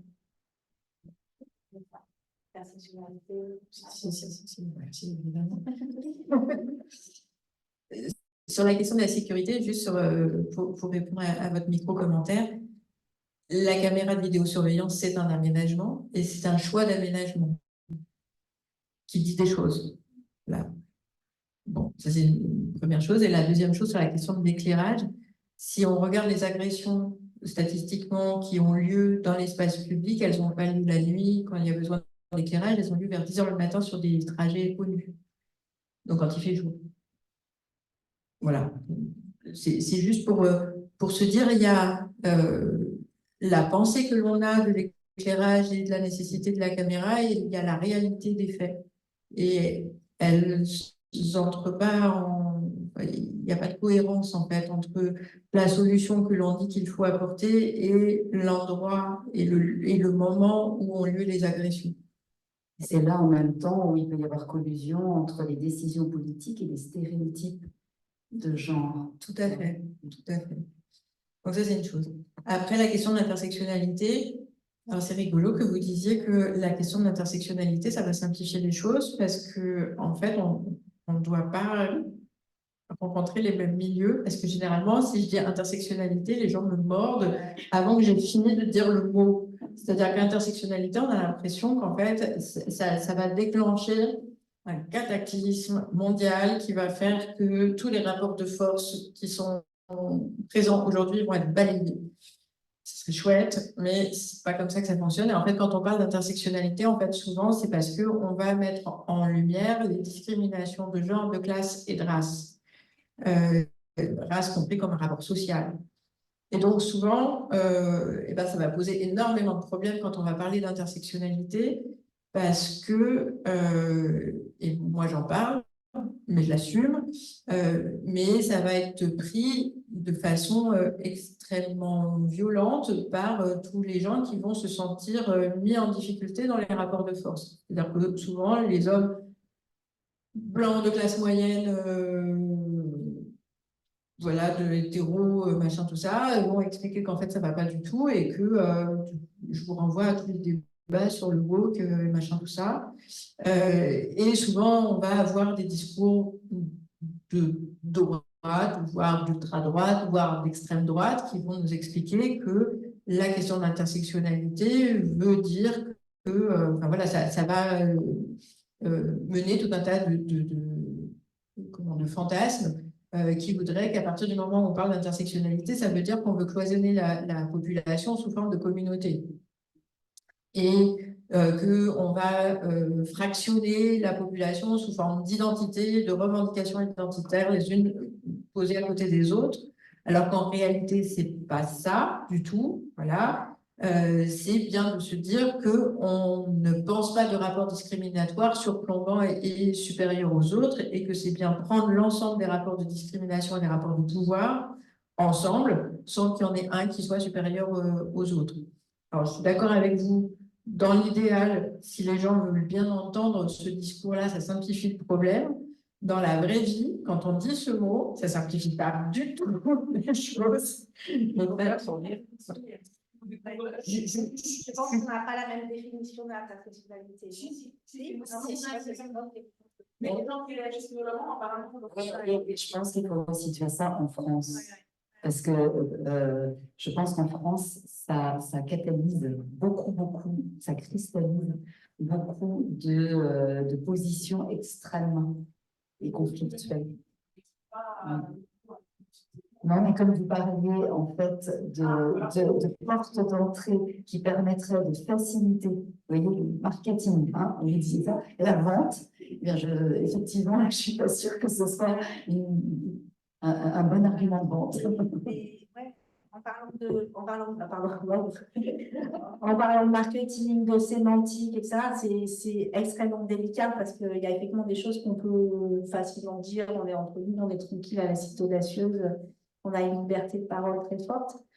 Mais quand on est face à des maires, voilà, quand on est qui doivent répondre de leur électorat, etc., c'est vrai que moi, c'est hyper compliqué de trouver les bons, enfin pas de les trouver, mais de les faire, par exemple, la question même genre, du danger, il ne fallait pas que j'utilise le mot genre, parce que ça allait être stigmatisant, etc. Donc c'est vrai que ce sujet-là, alors moi j'ai décidé peut-être lâchement de dire, ok, qu'est-ce que vous voulez que je dise, juste laissez-moi bosser et laissez-moi avancer. Mais voilà, mais c'est vrai que il faut faire hyper gaffe parce qu'en plus là, il y a un backlash quand même assez énorme sur ça. Donc effectivement, moi, quand déjà, je suis allée sur des œufs, quand j'ai fait mes marches exploratoires d'enfants, de personnes en situation de handicap, de femmes, et tout ça, je dis, je vais me faire vraiment hurler dessus. C'était déjà compliqué. Enfin, c'était déjà compliqué. Personne n'a hurlé dessus, je fait ça un peu en catimini. Mais voilà, c'est quand même encore compliqué, donc encore très compliqué de travailler et voilà, de faire accepter tout ça. Ouais, peut-être juste pour compléter ce que tu dis, et quand tu dis justement, on ne m'a pas tapé dessus parce que je l'ai fait en catimini, je trouve cette phrase-là super intéressante et importante à entendre. Parce que, ok, on est là dans un moment où c'est chouette, on peut se parler tranquillou et voilà, et avec des gens qui sont bienveillants, qui ont un regard tout à fait ouvert. Pour autant, on est pas en dehors de la société, pas en dehors du monde, et on ne peut pas faire, je dis que j'étais pessimiste, On ne peut pas faire comme si ce qui se passait dehors n'était pas extrêmement violent. Comme si la question... en fait, ce qui gêne quand on parle d'intersectionnalité, c'est pas tant la classe sociale, parce que ça, c'est bon, depuis les marxistes et depuis Bourdieu, ils en ont pris l'habitude. C'est un peu la question du genre, parce que du coup, ça génère tout un tas de trucs. Je vous renvoie à tous les débats qu'il y avait eu au moment des ABC de l'égalité, où on disait, ah tiens, on va... En fait, il y avait tout un tas de discours qu'on allait apporter des organes génitaux en plus aux enfants pour leur montrer comment c'était. Et puis, en fait, qu'on allait expliquer aux petits garçons qu'il fallait qu'ils arrêtent d'être des petits garçons et aux filles qu'elles allaient arrêter d'être des petites filles et que du coup, on allait les opérer sur place. Enfin, bref, il y avait tout un tas de discours totalement aberrants. Et ce qui est d'autant plus aberrant, c'est qu'il y a des gens qui les ont crus. Donc, voilà, il y a tous ces discours-là. Mais ce qui gêne encore plus sur la question ethno-raciale, et on le voit bien dans le contexte politique dans lequel on est en France, mais pas qu'en France, c'est la question ethno-raciale. C'est ça qui nous pose le plus de problèmes dans la question de l'intersectionnalité. C'est pas la question du validisme, c'est pas la question des personnes âgées, etc. C'est vraiment la question ethno-raciale, parce que du coup, ça veut dire qu'il y a une altérité et que cette altérité, elle est co-construite avec des gens qui viennent d'ailleurs. C'est-à-dire qu'à un moment donné, il faut qu'on pense, nous et les autres, mais c'est quand même un truc fou, quoi, enfin, qui devrait paraître évident et naturel, et se dire que si on regarde toutes et tous ce qu'on est là aujourd'hui, et qu'on compte si nos grands-parents, ils ont tout leur quartier de noblesse, je ne suis pas très sûre qu'on soit nombreux à les avoir de français. Moi, j'ai fait le test dans ma classe, moi comprise, il n'y en avait pas du tout. Or, ça veut dire que, voilà, il faut qu'on se rappelle de ça aussi. Et donc, poser la question de l'intersectionnalité, c'est aussi se reposer ça dans un contexte politique qui a beaucoup de mal avec l'altérité et l'étrangeté, de se rappeler que nous sommes issus d'ailleurs, que ce soit nous, nos parents ou nos grands-parents, et ça va pas, des fois pas tellement plus loin que ça. Et donc ça, c'est un gros problème. Et quand je dis on n'est pas en dehors du monde, je vous envoie à ce qui se passe en Argentine, quand on a été si heureuse de voir les femmes argentines acquérir enfin le droit à l'avortement, et ce qui s'est passé juste derrière. Je vous renvoie à ce qui se passe en Pologne, ça va mieux. Ils ont changé d'un gouvernement qui est moins pire, qui n'est pas super youpla, mais qui est moins pire. Voilà, je vous renvoie au fait qu'en Roumanie, aujourd'hui, on ne peut plus faire d'études de genre. Je vous renvoie au fait qu'en Hongrie, on ne peut pas faire d'études de genre. Et c'est pour ça que poser ces questions-là, on est cool ici, là, ce soir, mais on n'est pas en dehors des choses, et que le backlash, il a certes commencé. Il y en a qui se sont pris déjà dans la tronche avant. Je vous renvoie aux Brésiliennes sous Bolsonaro, ça va mieux maintenant, mais ça a été pas du tout bien. Et je ne sais pas ce qui va nous arriver à nous non plus, parce qu'on n'est pas super bien barré en fait. Donc voilà, quand je dis il faut qu'on soit vigilante, c'est une vigilance de tout moment, de tout lieu et de tout rapport, et on voit bien à quel point il suffit d'un rien pour que ça bascule. Donc voilà, bon, ça c'était mon pessimisme du soir. Bisous. Voilà, c'était passionnant, hein. On voit à quoi cette réflexion sur l'espace nous conduit, très loin. Merci beaucoup, Corinne Luxembourg. Merci beaucoup, Anne Bright. Et puis, merci beaucoup à vous, toutes et tous, voilà, d'avoir fait l'effort de venir, parce que aujourd'hui, c'est un sacré effort de venir en présentiel, assister à un moment comme celui-là. Merci beaucoup. Puis si vous avez envie de continuer la discussion avec nos invités, vous êtes les bienvenus. Merci aussi pour les personnes qui... Oui, ah oui, oui, je vais le dire. Merci aussi pour les personnes qui nous ont suivis en distanciel. Nous vous donnerons des nouvelles des prochaines pages de l'égalité qui vont être assez passionnantes aussi. Moi, je ne vous dis rien pour le moment, ce sera la surprise. Et vous avez la possibilité de repartir avec un petit livre de la collection Égal à Égal, si vous le souhaitez. Bonne soirée à vous. À très bientôt.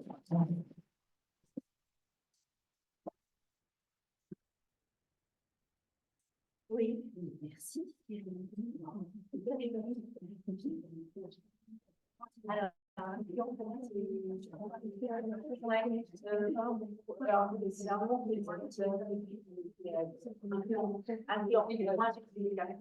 Pour moi, c'est une dynamique d'influence, qui a des champs, qui a